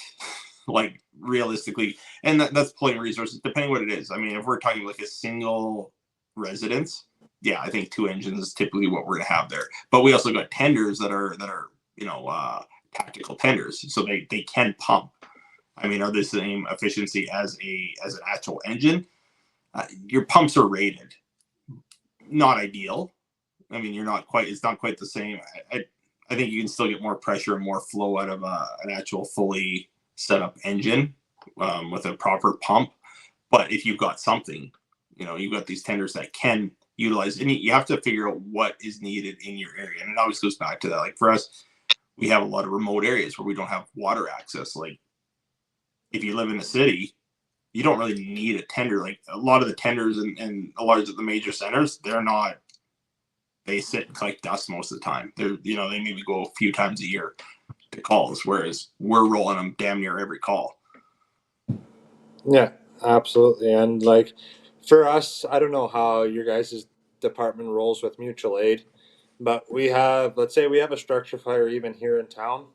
We'll get Picture Butte, which is the closest town for us. They're about a 12-minute once they leave Hull. We'll get them rolling right away just with an extra engine. If it's one of our bigger structures, the closest ladder truck is about 35 minutes out. We'll get them rolling right away too, just depending on the situation, the severity of it all. I mean, yeah, there's numerous times where we've been called into the other towns, Picture Butte, Colehurst, with an engine because, yeah, they've got enough for 2 crews. But okay, so let's say you've got 4 guys that are able to enter the building. Your chief's there. 4 guys on each truck. You got your pump op, so that's 8 guys. So you're running, let's say, 2 hose lines with 2 coming back out to be able to replace. We figured it out one time, me and a couple guys. We figured about 26 members you would need on a big active on a structure fire scene to cover every role, to cover your exposures, to cover your commands, to cover your hydrant guys, to cover everybody. If everybody had a designated role, about 26 guys Which is a on lot. a properly set up fire scene. That's what you would get in your big cities like Calgary and everywhere else. Your Well, red teams and stuff. and that's the thing. Like we don't. Unfortunately, personnel is the issue, and I know that's one thing like we battle with as well. Now, we're fortunate in our county because we have 5 halls within our county. We've got, 2 of their mainline engines, and then we've got other support halls because they're more rural. Pretty much like part of Station 1. We respond to everything damn near. Unless it's like a smaller MVC or it's, by Plumond, and like they'll usually take care of their stuff there. But we also got mutual aid agreements. Like we've got mutual aid agreements with the surrounding counties, Athabasca County, and even the First Nations reserves. Like we've got mutual aids with Beaver Lake. We've gone to help them out, and they've come to help us out. Kikino, a Métis settlement south of town, same thing there. We've gone and helped them out, and I think there's been a few times where they've responded to MVCs on our section of like technically county area, but I mean, they're quicker to get there because it's just outside of their border. So they can get there a lot quicker and get that initial setup than it takes for us to travel down there. So it's very important that I think departments work on these mutual aid agreements and in their, surrounding areas, because strength in numbers, if we can help each other out, then, whether it's, hey, we need apparatus, but more importantly, personnel. And I guess I'll ask this question. Do you guys do any training at all? Like, is there any training? Do you guys do any training with your mutual aid partners at all? Yeah, so that wasn't very big up till about 4 years ago, because like Coaldale, they have the Quint in the boat, or they had a boat. They actually just got rid of it, just because there's just too much liability. Um, so they have the Quint. Picture Butte has tactical rescue and confined space. We have the livestock unit, and then Coaldale or Colehurst runs the drone and a couple other smaller things. So we do a bit of cross training in between those. We're looking on broadening that up a little bit, where certain members from each department are trained. So maybe not exactly the Quint, but let's say the tactical rescue in the confined space. Okay, and we've got the livestock. Let's see if we can get about 3-4 members from them, 3-4 members from us. Switch roles, like get the training for each other's department specialty. Yeah. That way, if they have a zone in their area that, let's say they've got a cattle line or rollover in their area full of cattle. Okay, they've got 4 guys there. Now we don't have to respond with 2 trucks and 5-6 guys to help them take care of that, because they're specialized training in them too. Or there, we just have to roll 3 guys with our truck and trailer, and the same way vice versa for confined space or hill rescues and stuff like that, vertical rescue and stuff like that.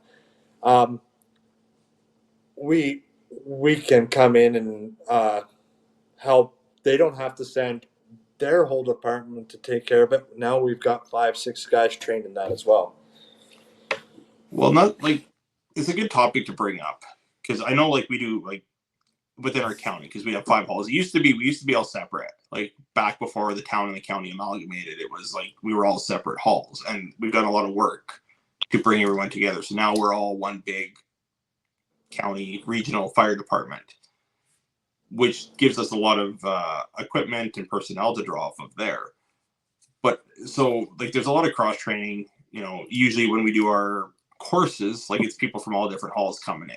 Usually our weekly trainings is your individual hall, but we have the option, the ability to go to different halls and train with different other halls, so that way, hey, you can strengthen that relationship and get to know those members a little bit better, because you're not always on the same calls.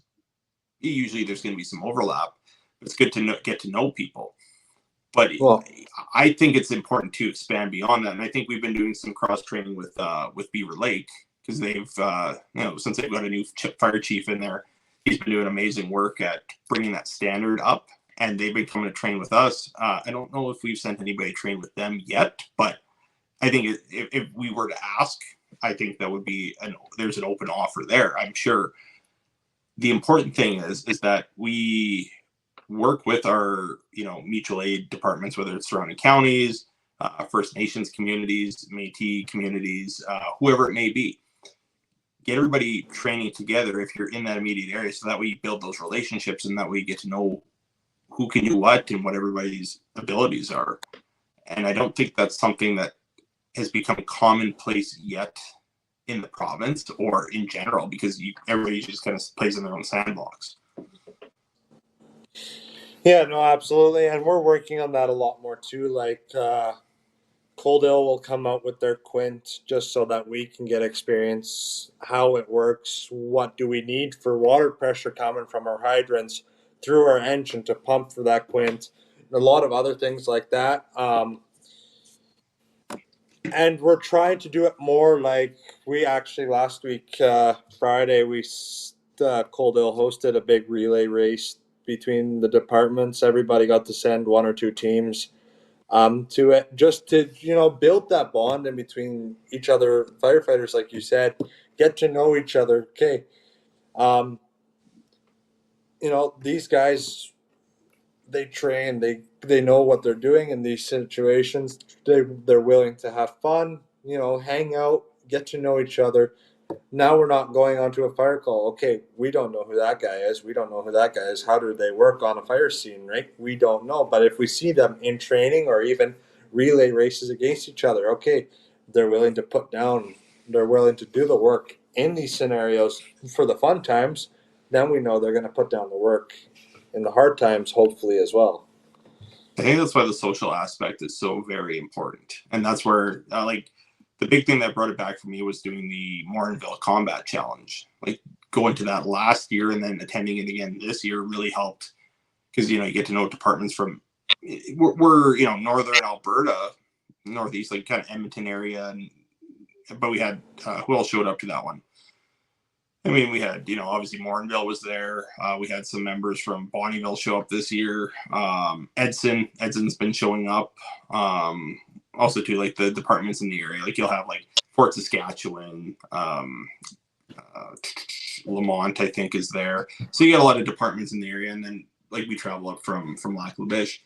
So you get to know some of the other departments. You kind of build up that camaraderie. You get to have that fun, because ultimately it is a serious job, but it is nice when we can do these little challenges and get to know each other a little bit better and have fun with it.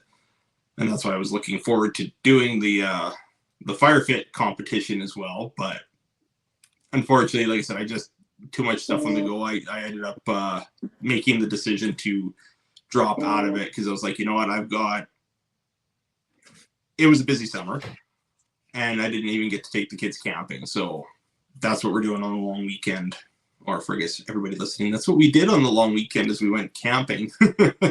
And I'm looking forward to that break, just getting away, kind of disconnecting, hanging out with the kids. They're super excited. They're at the age now where we're going to go tent camping, because honestly, if you're camping in a trailer, are you really camping? That's a funny point there. I'm a big time tent camper. Like, for as long as I can remember, I've always slept in a tent. I don't think I've ever actually slept in a trailer, ever. My parents started off with tents and stuff, and then they bought the tent trailer, and then they went to a hard body, and then so on and so forth. And now my dad has a boat instead, so now they actually just borrow my uncle's big fifth wheel camper and stuff like that they can pull the boat behind and stuff like that. I will still pitch a tent in the grass behind, because that I wake up 6 a.m. I'll chop up wood if we are allowed to have a fire at that point in time. We tried to, we lucked out. Even this past year, I went camping for a week, and the fire ban in that area hit the week later. I mean, yeah, we didn't have a blazing 10-foot tall little campfire, but you keep it respectful, and normally 9 out of 10 times it goes pretty good, right? You don't need a fire that's billowing out of your fire pit. No, a practical fire. You need something that you keep you warm, something Exactly. you can sit around, cook some marshmallows on, some hot dogs, something where you can sip a few beverages, just kind of chilling. You don't need to have this big gaudy fire where you can see it from the International Space Station. Like, some people get right out of control. Like, we're gonna light the whole campsite on fire. It's like, calm down there, pyro. No, exactly. But I'm the type of guy to even make my coffee in the morning over the fire. My dad's like, no, I'll just plug in the coffee pot. No, I'll wake up an hour earlier, cook my breakfast over the fire. That's just who I am. I love being out in the bush, doing everything from scratch, doing it my way. It's just who I am. That's just how I I like to go camping. I like to do everything from, if hunting was allowed in campgrounds, I would do it that way. that that reminds me. I'm glad you brought that point up because I gotta really plan ahead for what am I gonna do for coffee that morning because we're like I'm gonna bring my generator just so I have it. I don't think I'm gonna bring a coffee maker per se, so maybe I'll just pick some. I don't know. I'll figure that out. I'll figure it out on the fly. I need Yeah. my morning coffee. Then again, the campsite we're at's gonna be like super close to town. Like we're going So quick camping, but we're things. yeah. Well, Tim actually yeah, like from the campsite to Tim's is like because it's like the new Tim Hortons is on that side of town, so. I could probably just run to Tim's first thing in the morning, grab my coffee that way. Before the kids wake up. Yeah, because we're Pour like it in a we'll coffee mug. Yeah, I got my coffee already, guys. because we'll be yeah like we're only gonna be like it's gonna be a 5 minute drive from home. But it's just the fact that Yeah. I haven't taken them camping. Like we had a camper before. We had this old camper before I sold it to my brother. But when you have small kids, and that was the problem, like you're not gonna take a 6 month old in a tent, and even a 2 year old stuff like that. You're just like, oh, I don't want to deal with it. But now that my kids, they're between 9 and 12. Yeah, they're getting. Well, my oldest will be freaking. She'll be a teenager here next year. But now that they're old enough and they've gone camping with friends of theirs, they're like, "Oh yeah, it's fun. We can't camping in the tent." And my middle daughter, she kept asking, she's like, "Dad, when are we going camping?" I'm like, "Oh, we'll plan a weekend." And then just yeah, I got hammered with like doing fire safety inspections and everything else. And I'm like, you know what? Once again, priority. So it's like, okay, screw it. I'll pull out of this competition. I'll start, keep training, and I'll hit it up next year. But yeah, the biggest thing is setting up because I remember going camping with my dad as a kid, and that was a big point of my summer was the annual camping trip because that was the one time when my whole like my dad's side of the family would get together, we go camping down at Beaver Lake, and it's usually about the only time like my dad would take any like time off work because my dad worked a lot. So I look forward to it from that aspect. So kind of with how busy I've been, I'm sure my kids will feel the same way. No, absolutely. And yeah, we've started doing that as well. Like I just hit 23 a couple weekends ago. Um, and my youngest brother, he's turning 13 next year as well. So there's 11-year age gap in between me and my youngest brother. And then there's four other kids in between there yet. So Jeez. I've got I've got three brothers and two sisters. So I, there's a few of us. I okay, I'll break down my family. So I've got six siblings in total. Because my parents like my mom and dad had me and my sister, and then they split. And then my mom had two boys, and then my dad remarried and he had two girls and a boy. So like on my mom's side, there's 3 years between me and my sister, 6 years between me and my next brother, 10 years between me and my like youngest brother, and I grew up more so with my mom. So we grew up in the same household, 10-year difference there. But on my dad's side, my youngest sibling, how old is he? Shit, if he watches this, he'll be like, this is how old I am. I think there's like 17 years between us. Oh, Because wow. I think when he was born, I was like, yeah, 16, 17, something like that. Which then again, like you said, 23, I'm like, shit, you're young enough because I turned 37 here in September. Yeah. Like I said that earlier too. I'm just a young buck still trying to find my true true calling here, and I've like I said, I'm working on making it firefighting my full time career, and just going out and doing the thing I love, helping people on their worst day. It's become such a big part of my life, and it was already when I was just knee high to a grasshopper. Like I said, my dad did 15 years. Um, I I can probably couldn't count on my hands how many times I was running through the fire hall Monday night. My mom would either come and pick me up or whatever. But even like we do it still now. Like we'll post something on the Facebook on the page, and we'll bring in a bunch of kids or and their parents into like an actual scenario type deal.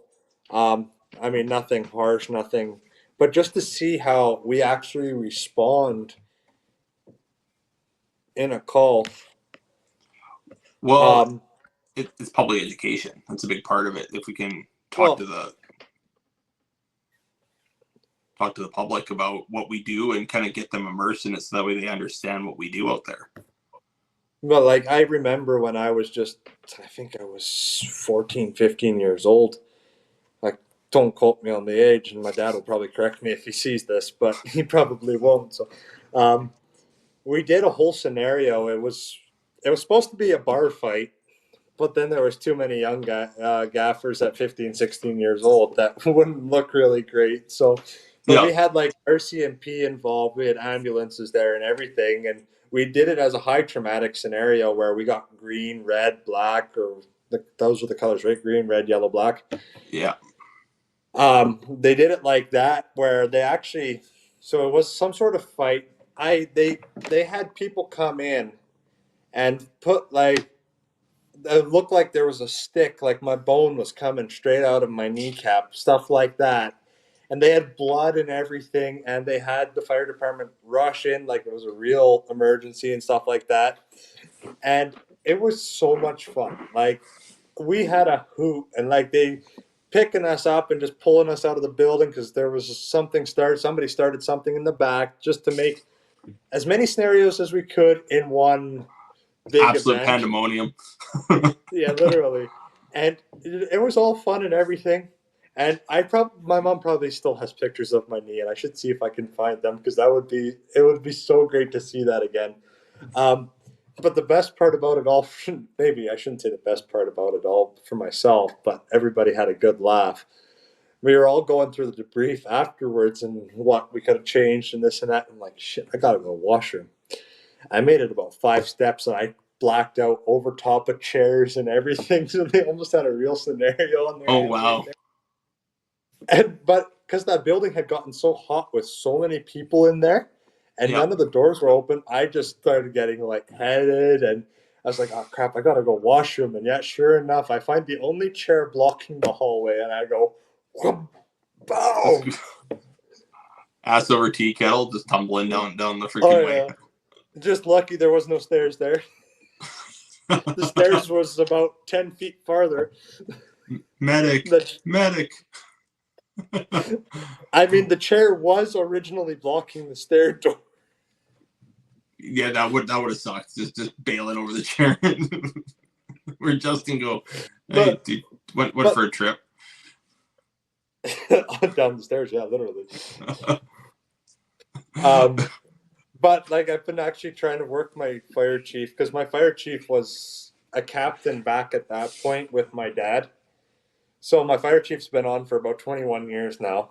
He's been on with my dad. He's been on with a lot of other people that I know very well. So it kind of gives I when I they got me on the department, they sat me down for my interview and stuff like that.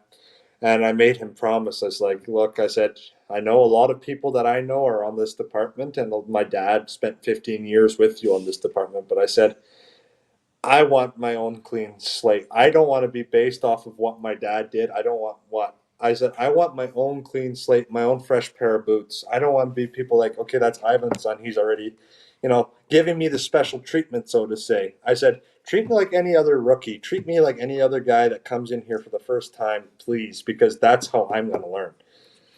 Well, and that's important because I know oftentimes some people play favorites or whatever. I feel like I had a different experience, and I'm gonna go back to, like I said, talking about the fire experience here. I know with my dad, like when I started working in the oil field, because he's actually the one how I ended up in like kind of the operator role that I'm at now, and I had to work my ass off twice as hard. My dad's like, yeah, you're not getting any special treatment, and he's like, if anything, I'm riding you harder because I don't want you basically. It's my name out there. It's basically you're representing me, even though you're working for yourself. He's like, you're representing me because he didn't want to have the illusion that there was any special treatment. And I'll be honest, I didn't want there to be either, because No, I've seen guys work in the oil patch and stuff like that, or different professions, different careers, where how'd they get the job? Well, they knew somebody. So the big thing there is, it's like knowing somebody to help you get a foot in the door is excellent, because I think we all need sometimes just that point of contact, because it's hard just meeting complete strangers and going that way. But if you have somebody like, hey, you should come check this out, or you should, hey, I think this job would be good for you. That's one thing. As long as it doesn't become a situation where the only reason why you're in that job, is the only reason why you're still maintaining a position is because you've got somebody that within the framework. So if you're suited for it, cool. That's pulling the strings for you, basically. That's exactly it. So I think that's the big difference there, because I know I've had this conversation with people, and I've had some people try to throw shade my way, be like, oh, you just you knew somebody. It's like, yeah, there's nothing wrong with that. It'd be different if I got into it and didn't know what the hell I was doing, and the only reason why I continued to do that job is because I had somebody backstopping me. That's absolute bullshit.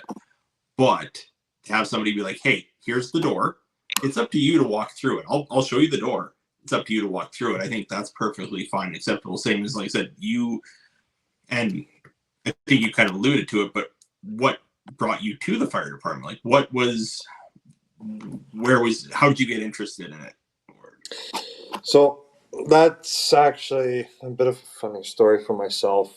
So yeah, of course, I spent weeks with my dad going through the fire hall. So always as a little kid, you have every little kid ever always wants to be a cop or a firefighter or something, a paramedic, something like that. But as we grow up, we move on to our own roles in our lives, right?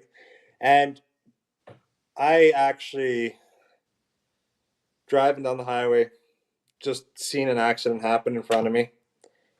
And my nature is, always has been, even as a kid, I'm not one to, I will, I'm just gonna, I'm not gonna bystand and watch something happen. Mm-hmm. I just ran up, and I maybe out of just listening to what my dad always talked about training, I just got in there, opened up that door, and checked the person, just did the things I didn't even know that I knew that I was doing, per se. And I came out of that, and it was actually in the area that I'm a firefighter now. So Oh, my nice. fire chief now was there and stuff like that. And yeah, just out of curiosity, one night I decided to go to the Monday night fire practice, and after that, all just watching them do the things they did at that practice. Yeah, I knew it in the back of my head. I'd watched my dad do it a million times. Right? You see videos, and the fire department will invite the community out to go and watch them burn down a house, watch them tear apart a car in the middle of the street. We do that on our parade day and stuff like that. But to actually see them in action, and I was like, I ran to this park to make sure these people are okay. What more can I do to help people in these situations? What if I'm doing this without the training? Why shouldn't I go build myself to be the person to help these people with training, that I can actually cut them out of these vehicles, be that person that can help? And That's yeah. No, that's amazing. Like, that's the thing. Like, having that firsthand experience, being like, hey, that you picked up things over the years, and you're like, hey, I'm here to help people. Like, I had pretty much the opposite experience. Like you were saying, like, everybody thinks about being a policeman, a firefighter. A firefighter was never on my plate as a kid. I never gave it any thought. Even when we did, like, the days, you're in kindergarten, you do the fire hall tour, and they're showing you the jaws of life, and they're showing you the trucks, and you're like, oh, cool, all sorts of fun stuff. But the Mr. big thing there Fire was, Steve was looking at other things. What's this here? Mr. Fire Steve wanted to be an inventor when he was a kid. Like, that's what I wanted. I'm like, I'm gonna invent things, or an astronaut. That was my thing. But I was like, I'm gonna be an inventor. And it's like, yeah, as you grow up, you're like, inventors, like, it's not like somebody's just sitting in a laboratory inventing shit. Like, it's not like you can invent things if you have an idea, but it's not like it's a job that you, like, go to school for. Maybe engineering. And there's different iterations of stuff I went through. I didn't think I'd get into the oil field because I couldn't stand the fact that my dad was in it. And lo and behold, I ended up here anyway. I've done videos on it and I've talked about it a few times. Not on the podcast so much, but just different things I wanted to do over the years. There's one. Radio broadcasting was one I wanted to do, and that's kind of how the podcast came to be, because I'm living out a dream. I mean, in hindsight, I see what some people in radio. I've got a brother-in-law that does it. He does very well. He's probably the exception to the rule. You get some radio hosts that make above 80 grand a year. But for the most part, I've talked to other ones, like in the smaller markets, and they're only doing like 35, 40, and it's like, yeah. Yeah, no, but, absolutely. So anyway, fire was not on my docket. I had a friend that I used to clean grocery stores with, believe it or not. Like, before I got into, like, once I got out of school, I was doing a lot of janitorial work.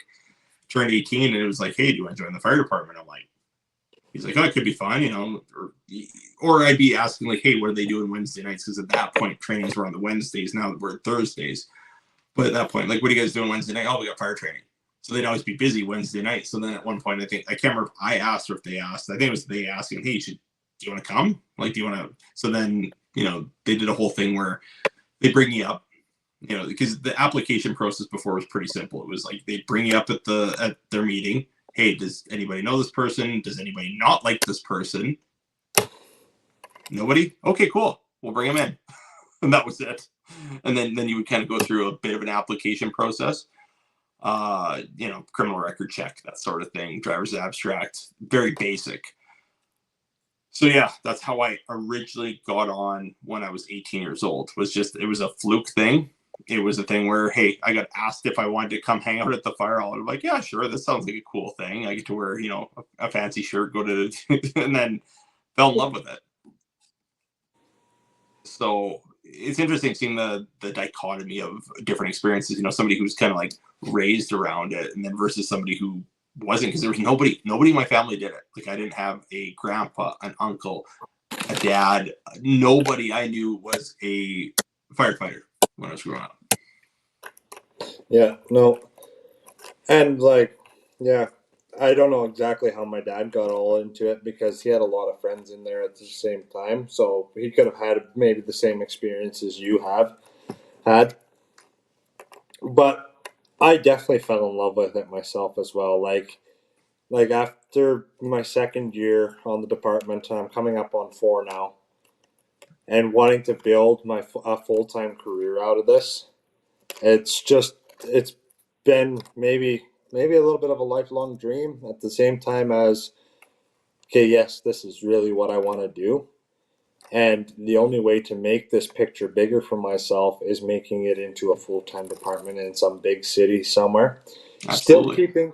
I'm still gonna, for the time being, like, once I get up into there, if I get through this whole process, interview process and all this in one shot, which doesn't sound like it happens very often, I've been managing to get by pretty decently, and the only thing I'm really worried about is the interview at the very end with a couple big guys from there.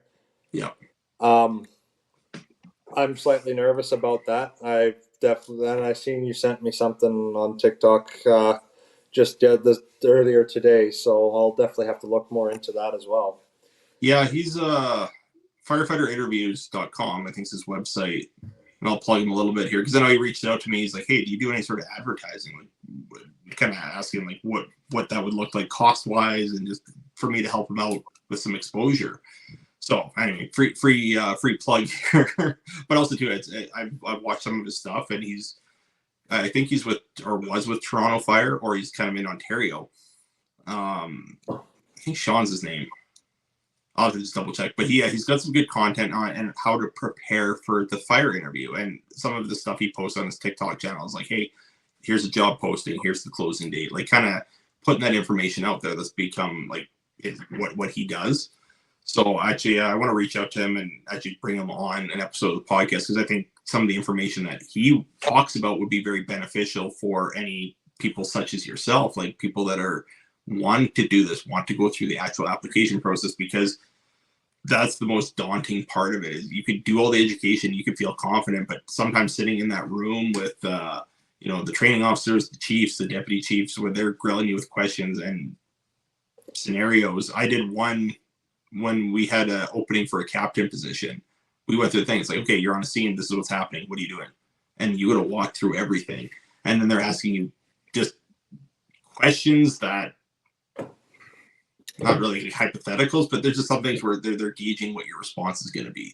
So there's a psychological aspect to it that they're looking for certain benchmarks, and if you don't know how to answer the questions, you don't really know. So it's like, okay, if you can have somebody kind of coach you through it and teach you with it, I think that would be a super beneficial thing to just put out to the audience and just anybody in general. And then also too, if somebody wants to pursue it further, hey, sign up to his website or get some coaching through him, and it helps everybody out. Absolutely, but and that I was talking to a couple of guys that are up in the city of Calgary now. One's a captain, and he's been actually very helpful himself.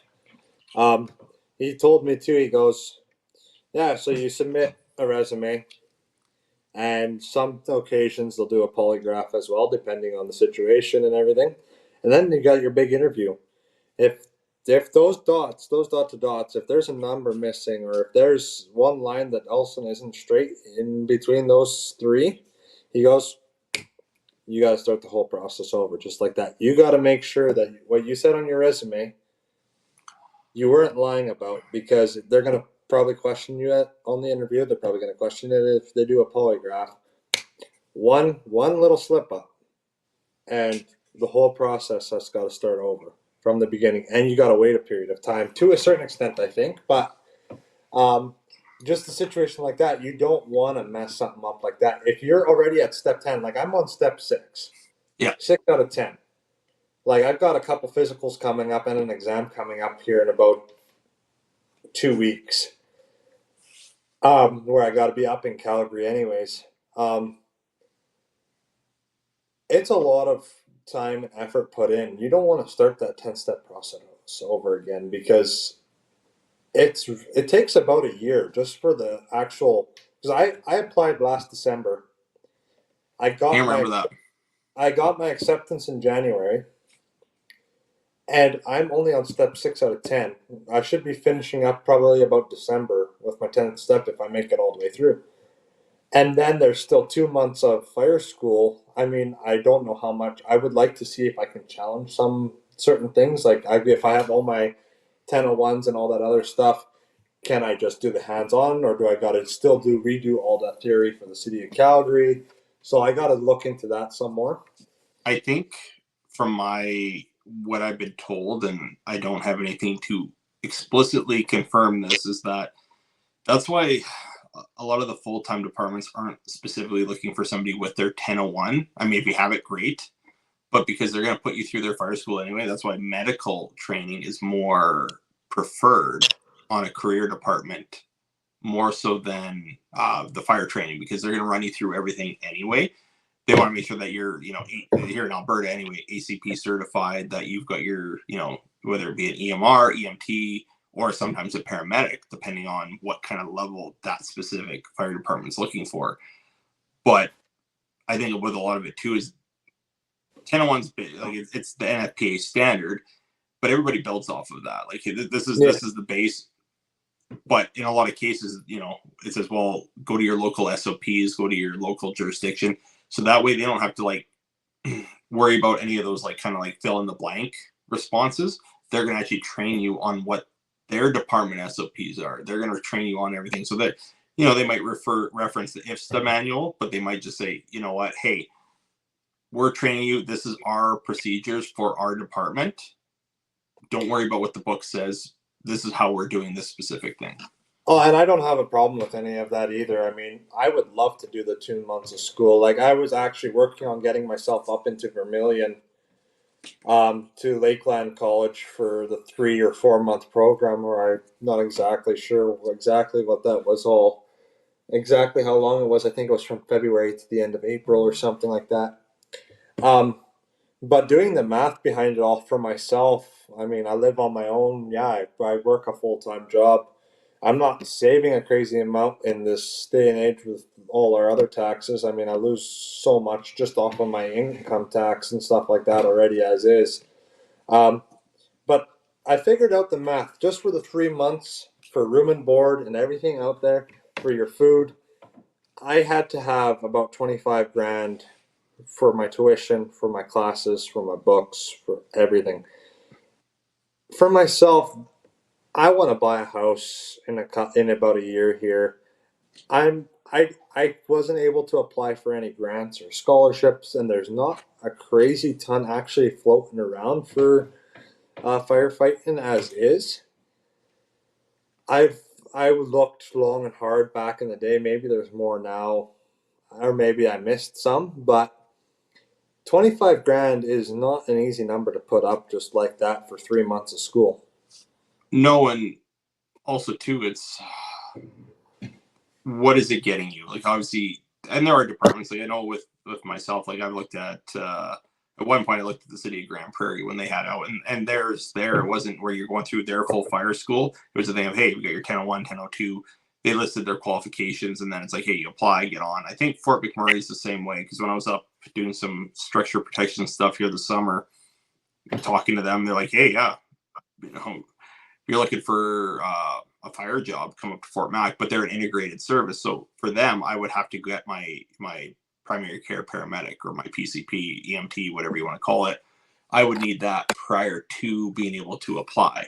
Once I have that, I mean, with the 1001, it's kind of like, okay, as long as there's a job opening, I'm sure I could get in if that's where I want to go with it. So that's the biggest thing is you have to look at what are you getting. Now, the other flip side to that is you're on a department, you're on a paid on call department where you're getting the training. It's a longer way to go depending on when your area is running the courses and whatnot and opening up for, your 1001 level 1, 1001 level 2, et cetera, et cetera. But you're getting that same schooling for the fire side that you would pay for, but you're doing it in the comfort of your own home, No, kind of more of a self. It just depends how quickly you want to do it. well, exactly, and like I said, I'm working through the steps of getting into the CFD. Yeah. And yeah, when that point in time comes that I have to go away for 2 months just to finish up all my schooling and get everything that they require me to get through that schooling for the 2 months. My boss is a firefighter, so I'm a foreman of a framing crew. My boss is a firefighter. One of my coworkers is a firefighter. He understands it. He's a paid on call as well, and he goes he goes, I love it that you want to build a bigger career out of it. He goes, there's not many that want to do it. I mean, I was reading statistics on it earlier on this year. Calgary's looking for 750 new firefighters in the next like Wow. 3 years because that turnover rate right now is so high. Like, yeah, we say 3, 4, 5 years if we're lucky on a volunteer department for most members, three being roughly the midpoint. But full time departments are not much different nowadays. Well, you get a lot of, I've said this before, everybody has a number of calls, and we don't know what our last call is going to be. Some people never hit that threshold. Some people will respond to every damn call through their life and they will be completely fine. Other people, it could be 6 months in. They hit one call where they're like, I can't do this. You get other people that do it 5 years. And it could be just the certain circumstance where they're like, I can't be out in the field anymore. Like, I can't respond. And I've seen that with even in the medical profession. I've seen people who are paramedics where they've gone from being on car to going into more of a teaching role because they just there's PTSD, there's trauma, there's stuff that we deal with mentally that's very heavy. So it's tough to work through, and that's where like some people can make a full career out of it, and others hit a point where they're like, I can't, and you have to kind of almost have that in the back of your mind, which sucks because it's like one of those jobs that you're really passionate about. So it sucks thinking like, what's my fallback? No, absolutely. And well, the thing is, too, a lot of these members from back 20 years ago, they're hitting their 20-year benchmark too, 20, 25 years. They're hitting that retirement age as well. So they're also a lot of these older gentlemen, they're your captains, your fire chiefs, they're retiring as well. Now they're looking for guys to replace those guys. Mm-hmm. Calgary's a very, very quickly growing city. Big time. My boss has gotten contracts offers. Like we're a four-man team. We've got contract offers to build 150 homes in 1 year, whole subdivisions Wow. that are still going up left, right, and center. And yeah, fire halls have to be built in those areas as well to supply and demand, right? It all comes back to that same. Okay, we've got this many people. We don't got firefighters to do that area. We got to build another hall. We've got to find more members, right? So seven, and I just started doing math on it a little bit. 750 firefighters is not even that crazy much. If you think Mm-hmm. three different shifts, let's say it's two engine crews, or sorry, an engine crew, a rescue crew, and an ambulance crew. Like, let's say it's just your typical fire hall. You figure on five, five, two, so that's about 12 people. That's just a Per. captain per hall, but you need three shifts of those. Yeah. So 12 times three, so now you're looking at 36 plus your Mm-hmm. fire chief plus your whatever other staff they have in there. You Yeah. could be looking very closely of upwards of 40, 50 guys after a full station fully staffed. Exactly right. And then you've got turnover. You've got people retiring. You get people that there's so many things that go into it. So you got to replace the ones that are leaving. You've also got new ones coming in. So you've got new positions. So it's trying to fill those roles and also keeping mindful that, hey, you need to, because it is such a lengthy process, and good for good reason too, because you want to make sure that, you've got qualified candidates. You got people that are actually dedicated to what it is that they're doing. And I guess on that note, it also works out as well, because one thing we started doing for our training, like we used to just bring people on. They would, fill out their hiring package, start showing up, and then after 3 months, they would start responding to calls. Now we do a full recruit class, so there's a waiting period. You apply. The recruit classes don't run year round. There's like one, maybe two a year. So when you apply, you might not be getting into the recruit class until the next spring. And then you come do it. Now you do your recruit class. You've been in it for 2-3 months before you can even start responding to calls.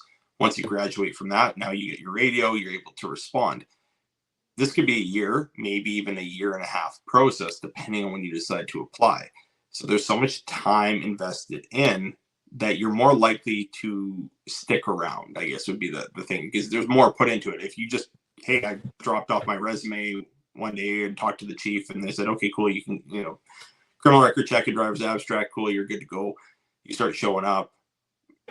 Okay, I guess after 6 months, you're like, okay, cool, I did it. I'll show up when I show up type deal. You don't have that same like dedication and drive as somebody who actually put in that time. And like I said, if you're going through a 10-step hiring process with all these requirements along the way, once you cross that finish line, the likelihood that you're only going to be there for a year is very unlikely. No, absolutely. And we run our recruitment process a little bit different down here. So yeah, we have big interview. We've got all kinds of packages and stuff to fill out. Then we run a 6 month probation where you're not allowed to unless it's a family thing. For sure, for the younger guys, the ones that are 18, 19, 20, 21 years old, 22, don't have exactly a family yet, that they don't really have an excuse to miss Monday night practice. Yeah. They've got to be there every single week for the 6 week process, for the 6 months. Like I went through it. I was there every single Monday night. I had to make sure I was hands on, like no talking, no nothing, just listening. Get your hands dirty, get in there, ask questions when you have questions. And they just see how we react with each other, the team and stuff like that. After at our 5 month mark, we would get a period, our pagers. Um, at our 5 month mark, we were allowed to respond to MVCs and stuff like that. We would get put strictly on traffic and stuff Yeah. like that, just to see how a real fire scene worked. And then at our 6 months, they would have an interview. Well, the captains and the lieutenants and everybody would get together, have an officer meeting, and then we would get called in on that. and they would just sit us down. Okay, where do you think you're at? Ask us what we thought. Then they bring up any concerns they had. We would like to put you on a couple more months. I actually was on a 7.5 month probation just because I get carried away when I start talking. Yeah. And I mean, and it kind of got into the way of some of my practices, and they just wanted to. He's like, not that we have anything against you, he goes, but we can't have that on a fire scene. It's just we just want you to do it for 2 months. You're allowed to keep your pager. You got it at 5 months. You can still Yeah. respond, help out here and there. He goes, but at practice, just practice. You don't know everything. We don't know everything, but you know less than we do.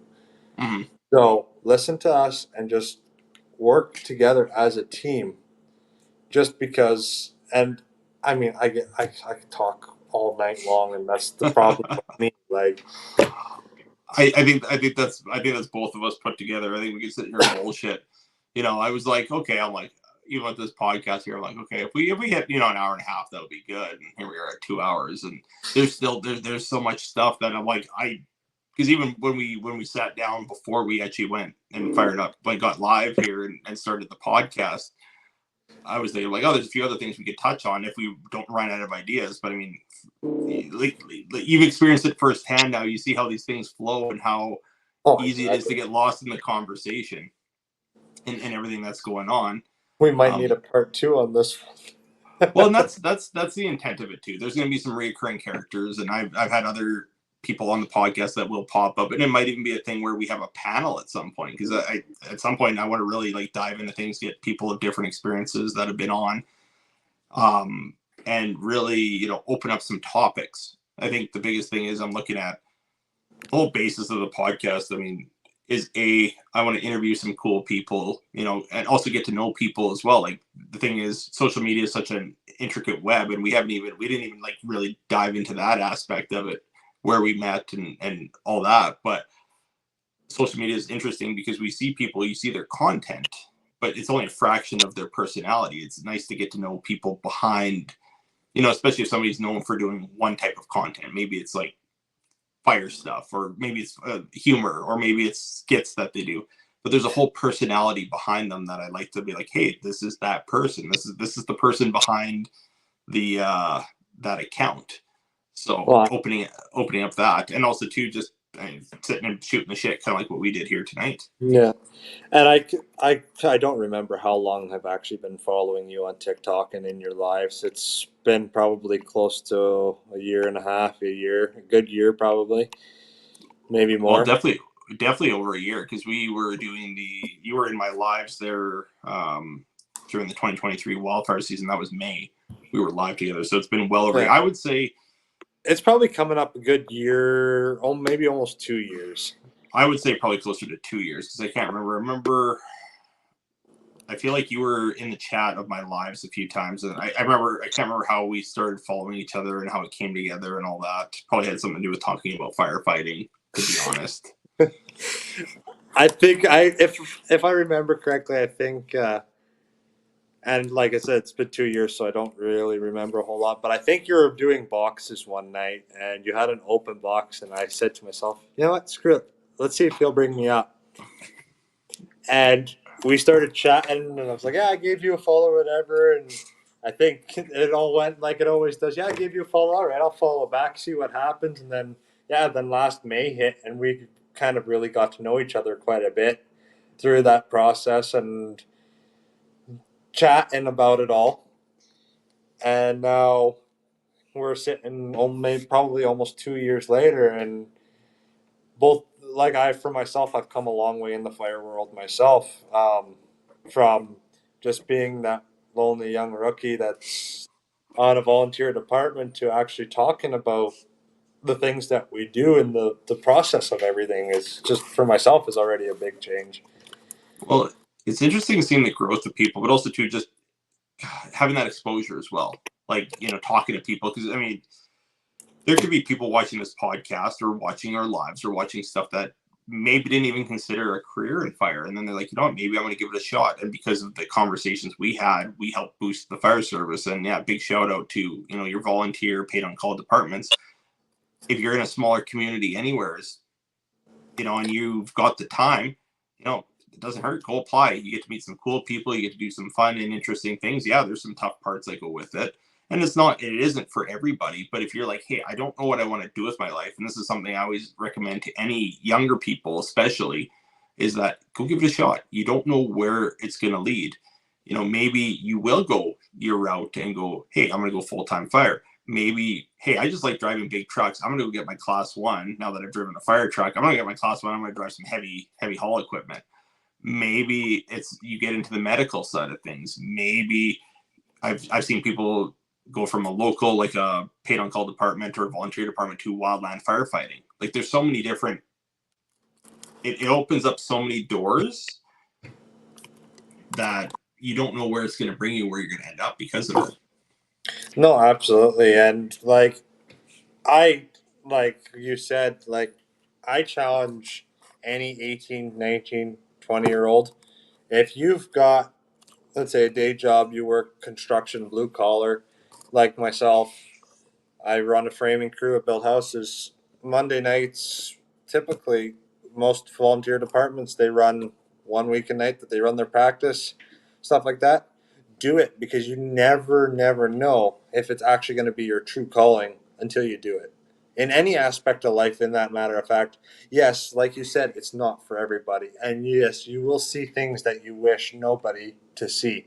It's all part of it. And I've seen it myself, and I've been through a lot of it myself. And but you create such a brotherhood with the guys on your department and even the surrounding departments that we all stand together strong as one. 100%. And I think it's amazing that we build these bonds. And I know that's even, you know, going back to the social media aspect of it. I've had people reach out to me and they're like, yeah, you're a pretty big deal in the first responder community in Alberta. And I'm like, and I'm not trying to toot my own horn, but I'm like, what? Thanks. Well, because even just from the mental health side of things and just other things I've been told, that people, we don't know who's watching, and there's a lot of people that don't engage with anything. They'll see your videos, they know who you are, they don't follow you, they don't like your stuff, but they're watching, and not in a malicious way either. It's just a thing of they see you in passing. It's just something that pops up on their feed. We don't know, once you put that video out there, you don't know who's actually seeing the thing. So, you know, obviously, you know, I've got my unique sense of humor, but also too, I bring the education side of things. But the biggest thing I like doing is exposing, talking about the mental health side of things, because it's such a huge thing that we've lacked as a society in general, and even on the first responder side of things in general. I mean, both male and female, but even too, like, let's look at males. Like, as us men, we don't like to talk about shit. So if I can normalize it and be like, okay, hey, guess what? I have times when I'm down. I have times when I don't feel my best. There's times where I'm just depressed, or there's things that are bugging me. If I can normalize that and somebody goes, hey, the way I'm feeling isn't abnormal, because nothing worse than feeling like you're alone with your thoughts and with your feelings. No, absolutely. And yeah, I mean, we all, between me and you, we've both seen our calls. We've both had those days that we've been down. And when I start to feel down for myself, I want to be around my family. So if I'm starting to have a bad day or I feel down after a fire call, I'll go stop in my parents' place. They live about 7 blocks down the road from me. I'll stop in there for supper or whatever. My dad will pick up on it instantly. He'll see it from across the room. The second I walk in the door, he knows, okay, something's going on. And then we'll go outside, we'll have a drink, and he'll just say, hey, what's going on? Bad call or whatever. I can't, even though he's been a firefighter for 15 years, I can't legally say a whole lot because of the code confidentiality, right? Yeah. But I can still talk to him, you know, this is what I'm feeling. It's about a call that this and this happened, because he's seen it. He's seen those calls. I just can't go into detail about the call. Well, and I think a lot of cases we don't need to talk about the specifics. You just talk. No. You need to talk about what you went through. Like, it doesn't matter who, what, where, when, but it's just like you need to about the situation in general. The emotion that you're feeling is the biggest part. Mm-hmm. And why, like, and you may not know why you're feeling that emotion or why it's making you feel so down because of this particular little detail. It could have been one little detail that maybe didn't go your way or just something happened. You're like, why did it have to happen that way? Mm-hmm. And somebody like my dad with 15 years might have a different point of view on that little detail, why it happened that way, where and how. And I've got my fire chiefs and stuff like that, and captains that I talk to if I'm having rough time with a call, of course. But it may not be just them that you need to be with and to talk to. Like I said, if I'm having a bad day, I go to my parents' house almost immediately. Like straight after work, I stop in, have supper, hang out with the people that are the biggest part of my life. Yep. And that's the biggest thing is being able to talk to someone. That's where I always advocate for, like, we have our CISM team, we have our critical incident stress management personnel, people who are other firefighters in the department. They've cross-trained in that side of it, and they're usually that first point of contact. But ultimately, this is where it goes back to the social aspect of the department, building up bonds with the people you're on the department with. Is there's gonna be times where you're like, okay, we've got the CISM team, but I don't feel comfortable talking to these individual firefighters. I don't know them that well. If you can talk to somebody, and this is what I tell to a lot of our rookies and a lot of up and coming firefighters, is like, if you feel comfortable talking to me, come talk to me. Like, I'm open to have that conversation. Will it stop with B? Like, maybe you just need that sounding board, and it just, you need to kind of get some stuff out, and then tomorrow you feel better, and then that trend continues upwards. Or maybe it's a situation where I'm like, yeah, I think this needs a higher level of intervention. So that you can kind of coach those people and be like, okay, you're dealing with some really heavy stuff. This is something where, yeah, you might want to talk to not only somebody with the CISM team, but maybe you want to, like, we want to pass this up the chain a little bit and like look at getting, talking to a therapist or a psychiatrist or something to that effect. Because it is something that is bigger than just a small set of feelings. So being able to have those resources, and it's been on the ticker for the last little bit. I'm going to drop the phone number to Boots on the Ground, Alberta. It is 1-866-724-2684. They are a mental health resource for people who might not know where to turn. And it's for first responders and people who are kind of in that profession. It extends not only to like fire, EMS, police, military, nurses. It also like tow truck drivers, um, people who are also helping us on some of these incident scenes. Maybe it's power linesmen, people that are on these scenes that might see something, as well as the first responders. They're there. They've got advocacy. They've got mental health, chaplaincy programs as well. So they're an awesome resource, especially if you don't know who to talk to in your immediate hall. Because sometimes you don't know who you want to open up to, or sometimes you just feel that you need to open up to maybe not a complete stranger, but somebody who has that shared experience, somebody who's been in the job that we're doing, but isn't in your immediate life. Yeah, absolutely. And I mean, I've been through it myself. I've actually gone to therapy upon recommendation and through myself because that's another big thing for sure men, for myself and stuff like that, is when you're feeling down in those point in times when you're bothered with whatever it may be, depressed, PTSD, whatever, we tend to hide. Mm-hmm. We want to get away from people because we don't want to see people to see that we're the ones that are hurting. So we tend to hide, and that brings us down even farther because now we have nobody. Yep. For myself, I went through about 3 months of a bit of hiding, and not that I wasn't talking to anybody, but I didn't want to go see a therapist. I figured, that makes me feel weak. It makes me look weak. Mm-hmm. And then I actually did it, and I've come out so much of a different point of view on it all. Um, yeah, it's not easy. It's not easy to talk about them. It's definitely not easy to even bring up those points because we don't want to remember them. No. We're trying to forget them. We're trying to forget, and we don't want them there, but they're still there. They're always going to be there because we've visualized it, we've seen it. The PTSD is real.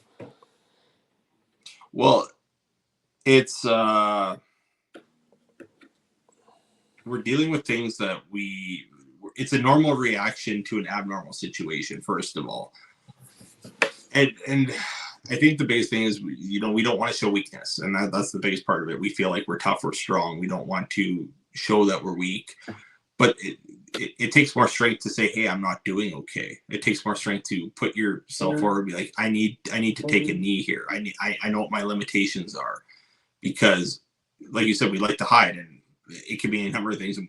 I was thinking, with the thought that popped in my head, is we'll hide in plain sight. We'll be in front of everybody. We'll be interacting as normal, even though things aren't exactly normal. We'll kind of be a little bit withdrawn, or maybe, and I'll outright admit it, when I first got on social media in the first place, that's what I was doing. It was me entering in a digital world so I didn't have to deal with the real world. And I can fully admit that now. And there's times where I have to really check myself and be like, okay, I need to take a step back and take a break. And that's another reason why I'm going to take a bit of a break too, is I need to like reset myself a little bit and be like, okay, there's, work on some things. So it's very important to do that and be able to talk about the things, especially when we deal with some traumatic situations, because our mind will put us into basically witness protection mode. It'll be like, hey, you don't have the fortitude to deal with this right now. So we're going to kind of hide it for now. You're going to go into autopilot, and we'll come back to this later. But when it's happening, well, we don't come back to it, and we just kind of let it linger. Don't they say a man's brain is like a filing cabinet, and sometimes everything gets put in boxes, and sometimes the dust collects, but every once in a while it gets shaken up and everything comes back. That's a good one. I've never heard that before, but that's an interesting take. My dad always said it, or my dad or one of my uncles always said it. He goes, a guy's brain is always like filing cabinets. He goes, everything has its own spot and its own box, and we can pull the box off that we need for that type of scenario and that type of day. But he goes, every once in a while, he goes, you get something traumatic, or you get something that takes a man, or anybody for that matter, into a state of depression. And it's just like an earthquake. It shakes all those boxes open. It opens every single drawer, and it makes everything a mess. Now we got to figure out where everything went again. What drawers, what filing cabinets, where everything was, and that's where everything comes back. Where if we deal with it and it doesn't get put in that box all the way in the back, you go. And when it gets shaken up, it doesn't come up. If we deal with it and we actually talk about it, we go seek the help that we find in that point in time. It doesn't even have to be within a week or within a month. But if we deal with it in the appropriate amount of time, that it doesn't get put in a box and lost for some time and actually do more damage later, then it's not going to harm us when that earthquake hits, when that next depression. It doesn't build up on 5, 6, 7 times of us putting files all the way in the back. Now we've got a way bigger problem where it might even end us being on the fire department to save the people in need, or even going farther, suicidal, whatever it may be. Because first responders is so big as well. You just look up the stats. The numbers are crazy. No, and that's 100% the thing. And we're here to, prevent people from doing that. And, especially, like I said, dealing with it, getting the help that you need at the given time. And if you are feeling that way, I'm glad there are resources out there for people who, might be feeling suicidal at that point in time. It's like, hey, there's the suicide hotlines where you can phone and talk to somebody who can help with that crisis intervention and just talk you off that ledge. But ultimately, it doesn't stop there too. Like that's the first step, is like, okay, you've gotten that far, but now how do we start reeling you back in? And that's where the therapy, the counseling, the psychologists and all that stuff come into play, where they can help give you the tools, help you talk it through, and give you the tools to deal with it. Yeah, no, absolutely. And yeah, it's kind of hit a little. It hasn't, like, the mental health part of it has hit a little bit close to home for myself. As I said just a little bit earlier here, that I've actually gone out to seek the help for myself and stuff like that, just to make myself the better person, right? Absolutely. And I didn't realize how big of a part it is, even in the fire world, until I had to deal with it myself. And that's what made me realize, okay, you know what, there are people that want to help us out there as firefighters. Yeah, we may look like the big strong firefighters out on the fire scene and out in the middle of the highway dealing with the things that we have to deal with. But in the hindsight, we are just human beings, Hmm. and we still deal with stress. Every person deals with stress differently. And if we don't properly deal with it, we can't continue to do the things that we may love to the ends of the world. Well, and we're all flesh and blood, and we're all, we're all people with emotions and feelings. And it doesn't matter how tough and strong you are. It doesn't matter how gruff of an exterior you put out there. We all, our brains function in similar ways. I mean, there's little differences, there's little nuances between people. That's what makes us individuals. That makes us unique. But ultimately, if we don't work to heal, I mean, it goes back to the whole thing. You have an injury, you cut your hand. Well, you're going to wrap that thing in a band-aid. You're like, yeah, I'm injured. Or maybe you broke your arm. You're going to have a cast, and like people understand, hey, you got a cast on. When you have mental owies, when you've got injuries to your brain, and not like head injuries, but like you're dealing with traumatic stuff.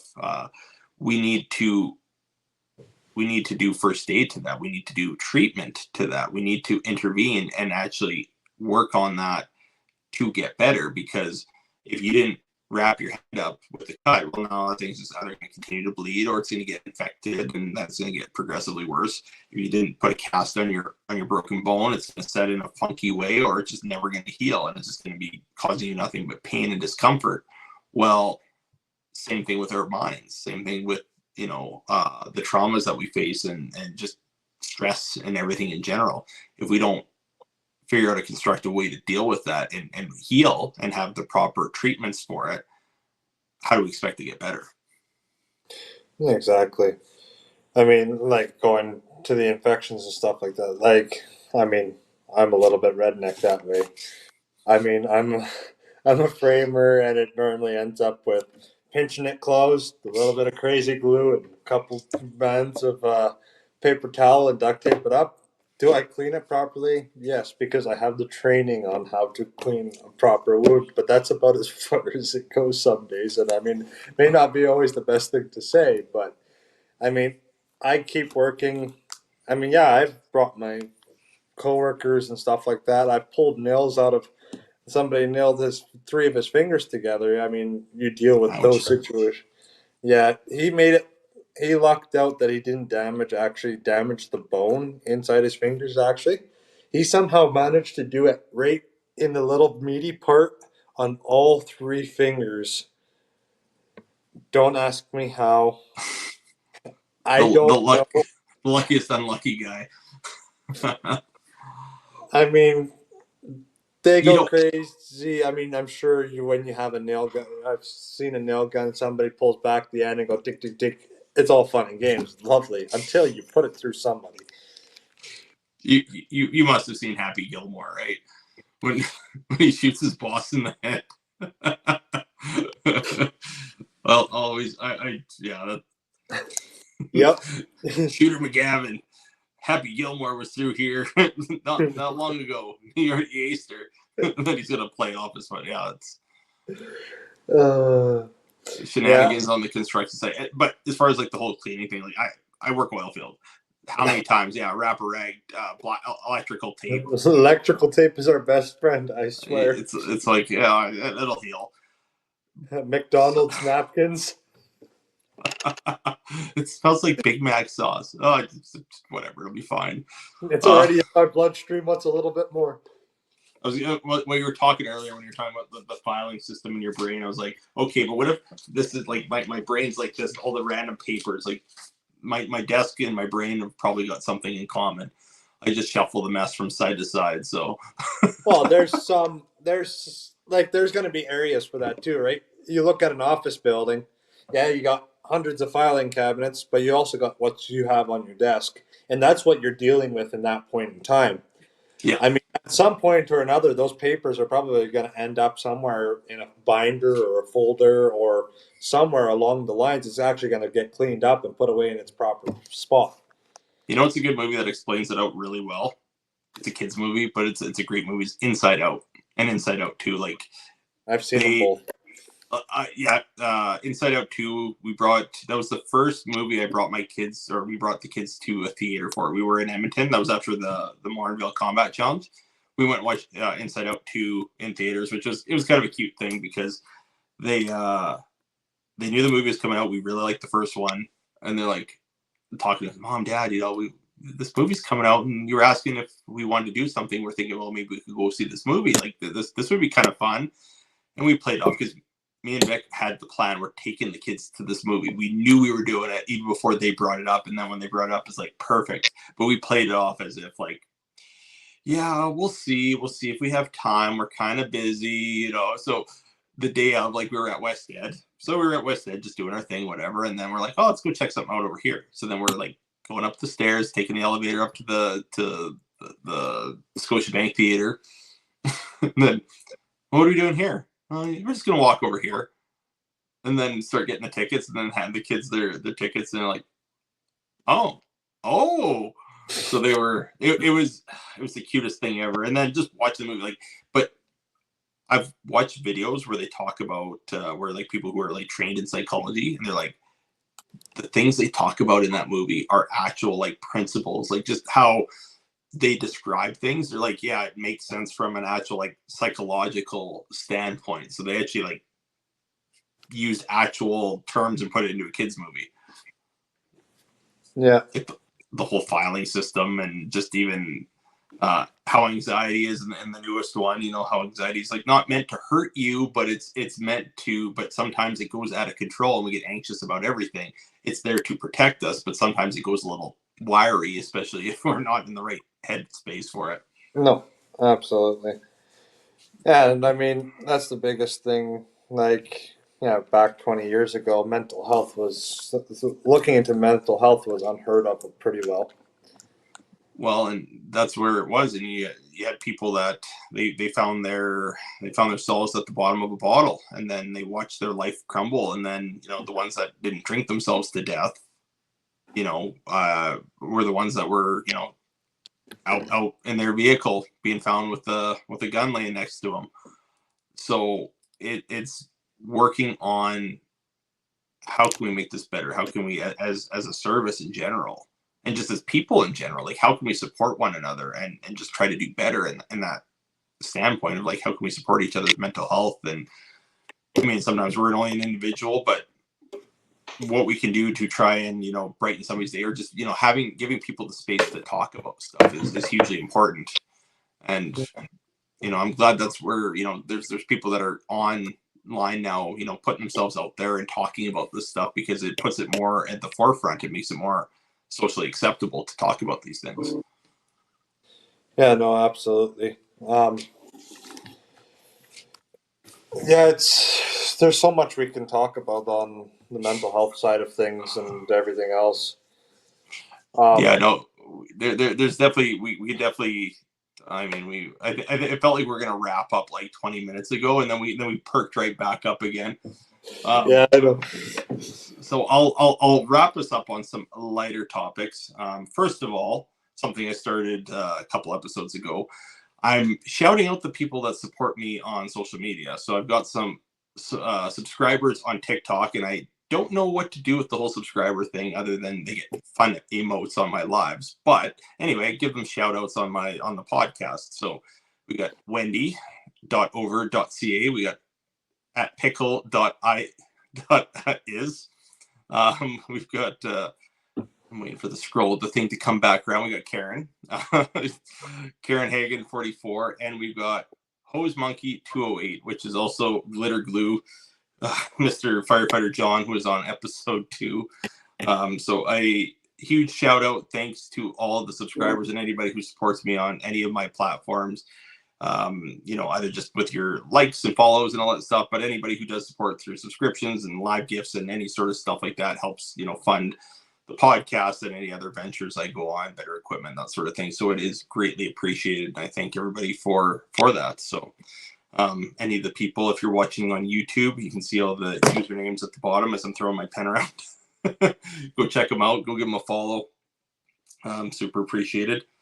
Before we go, I was thinking of questions to ask people, like more social media related. So you've got a time machine, and any trend you can just make disappear. Like what's one trend that like came up in the social media sphere that you're just like, oh God, this was like the worst one ever? Because I know like right now we're dealing with it's very demure. It's very mindful. It's very, very classy. But is there a time machine? You can go back and you can like, basically hit the self-destruct button on any trend before it became a thing. Which one would it be? Oh boy.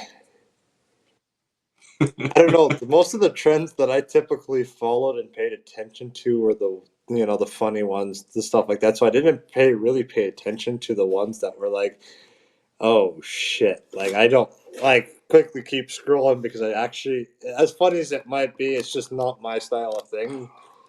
Well, you get some that I feel like some perk up, and then they're funny at the beginning, and then like, holy crap, this got overplayed. Like I got a real big the emotional damage one. Emotional damage, yeah. The guy where he slaps the table and goes, emotional damage. I'm like, yeah. Again? That one was overplayed majorly. Yeah, there was that one. I remember what the hell? The table. Oh no, the table is broken. That was a big one right when around the time I started, like within the first few months. I probably, if I had to pick personally, I probably could have done without the corn one. It's corn. Yeah. It's got the juice. Yes, that one we could have done without that one too. Like if that one disappeared from everybody's memory banks and just like ceased to exist, it wouldn't bother me one bit. I thought, I think I did a couple TikToks with it, as even if I don't like, even if I'm not big on the trend, I'm like, I'm still gonna just pop on the trend wagon anyways. It gives you exposure. It helps you grow. Well, that's what I've been starting doing lately too, here and there. I'm a pretty big country fan myself. So line dancing, two-stepping. You can catch me out for drinks with my buddies at the club once or twice a month, line dancing and two-stepping to my favorite country musics with the girls and stuff like that. That's what love doing it. Like that's where I blow off steam after a long couple of weeks and just have the good time. So dancing is my thing, but to dance the TikTok dances that they have out there, I get lost. I was a big fan of the Neon Moon dance because that was actually one of the first ones that came on, like when the sun goes down on the sun. That's the one that I know. Because I love the song. That's the only reason. Because I line danced to that song. And because it's by hearing the original song and then hearing the remix. And I did so many lives, and I did a bunch of videos too where we did the Neon Moon dance. Actually, I did one live where it was called the Neon Moon live, and I'm not going to get into the details of it, but it got a little racy. I don't know. I don't know. I ended up, well,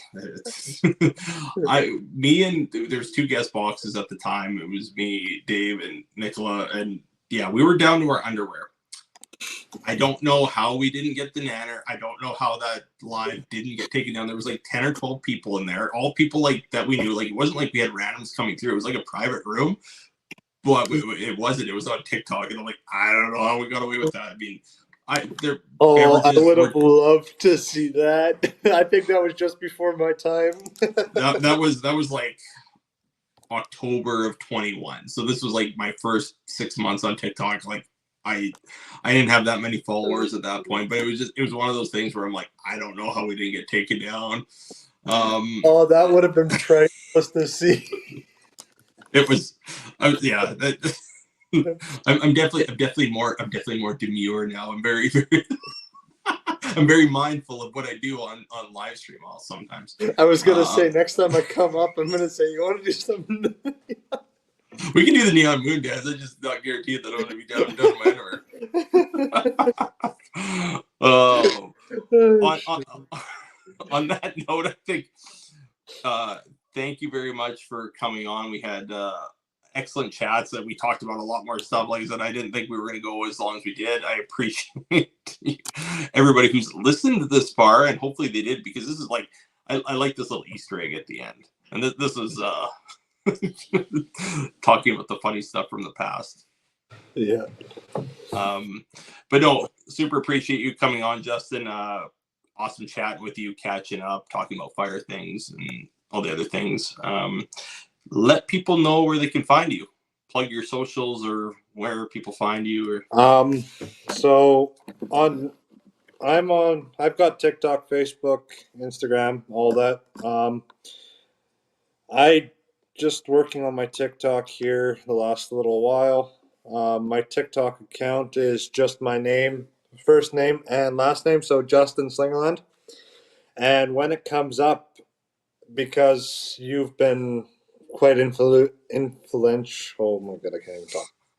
Quite influential for myself. I have Fire Justin OG as my actual TikTok name, just out of respect to you, Steve.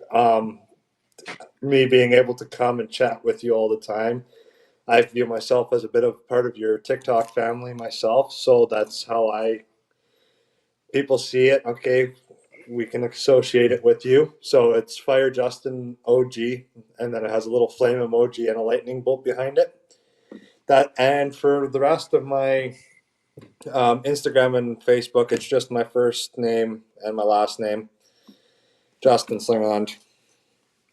Perfect. Yeah, and I appreciate that. It gives me the warm and fuzzies that I can have that impact, and I appreciate that. And it's like I've seen people do that where they'll come out and they'll do their whole like, oh, so and so OGs or whatever, like, or so and so fam, and I've never been into that. I've never asked people to like add fire to their usernames, but if it comes along, if I'm humbled by that, and it's awesome, and I appreciate that. And no, you've definitely been a big part of. We've had many conversations, we've been in many lives together, and we continue will. And I mean, that's exactly why I want you on the podcast as well, is because, well, as you can tell, we've been chatting, and I guarantee you, if we didn't decide to like put a pin in it, everybody would be like, holy crap, that was like a 5-hour podcast.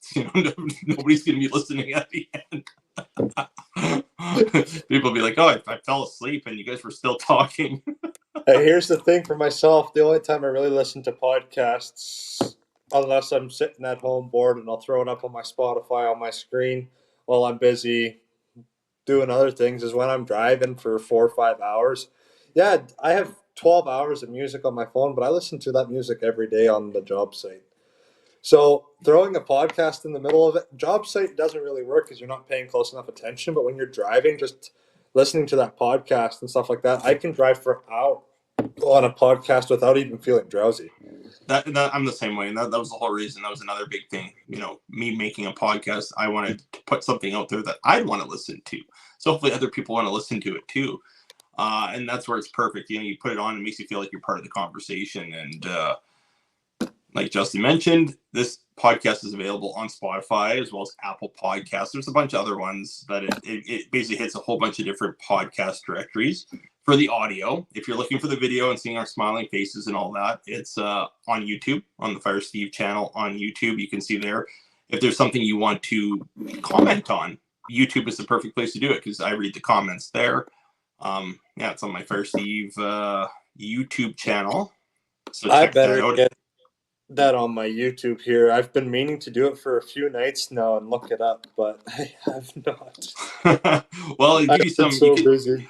you've got 8 other podcasts of Blazing Banter you can catch up on now, or listen to it at your leisure. There's some yeah, I think, and I could definitely feel like I'm getting more confident. Things are moving forward, so looking forward to what the future is going to bring. But yeah, everybody else out there, thank you very much for tuning in. I hope everybody has a wonderful day, night, whatever time it is, wherever you're at out in the world. Of their week. Yeah. And trying to cue my music here properly. Anyway, thanks for tuning in. Have a wonderful one, everybody, and appreciate you tuning in. Give it a like, share it out, and thanks again, Justin, and have a great night, everybody.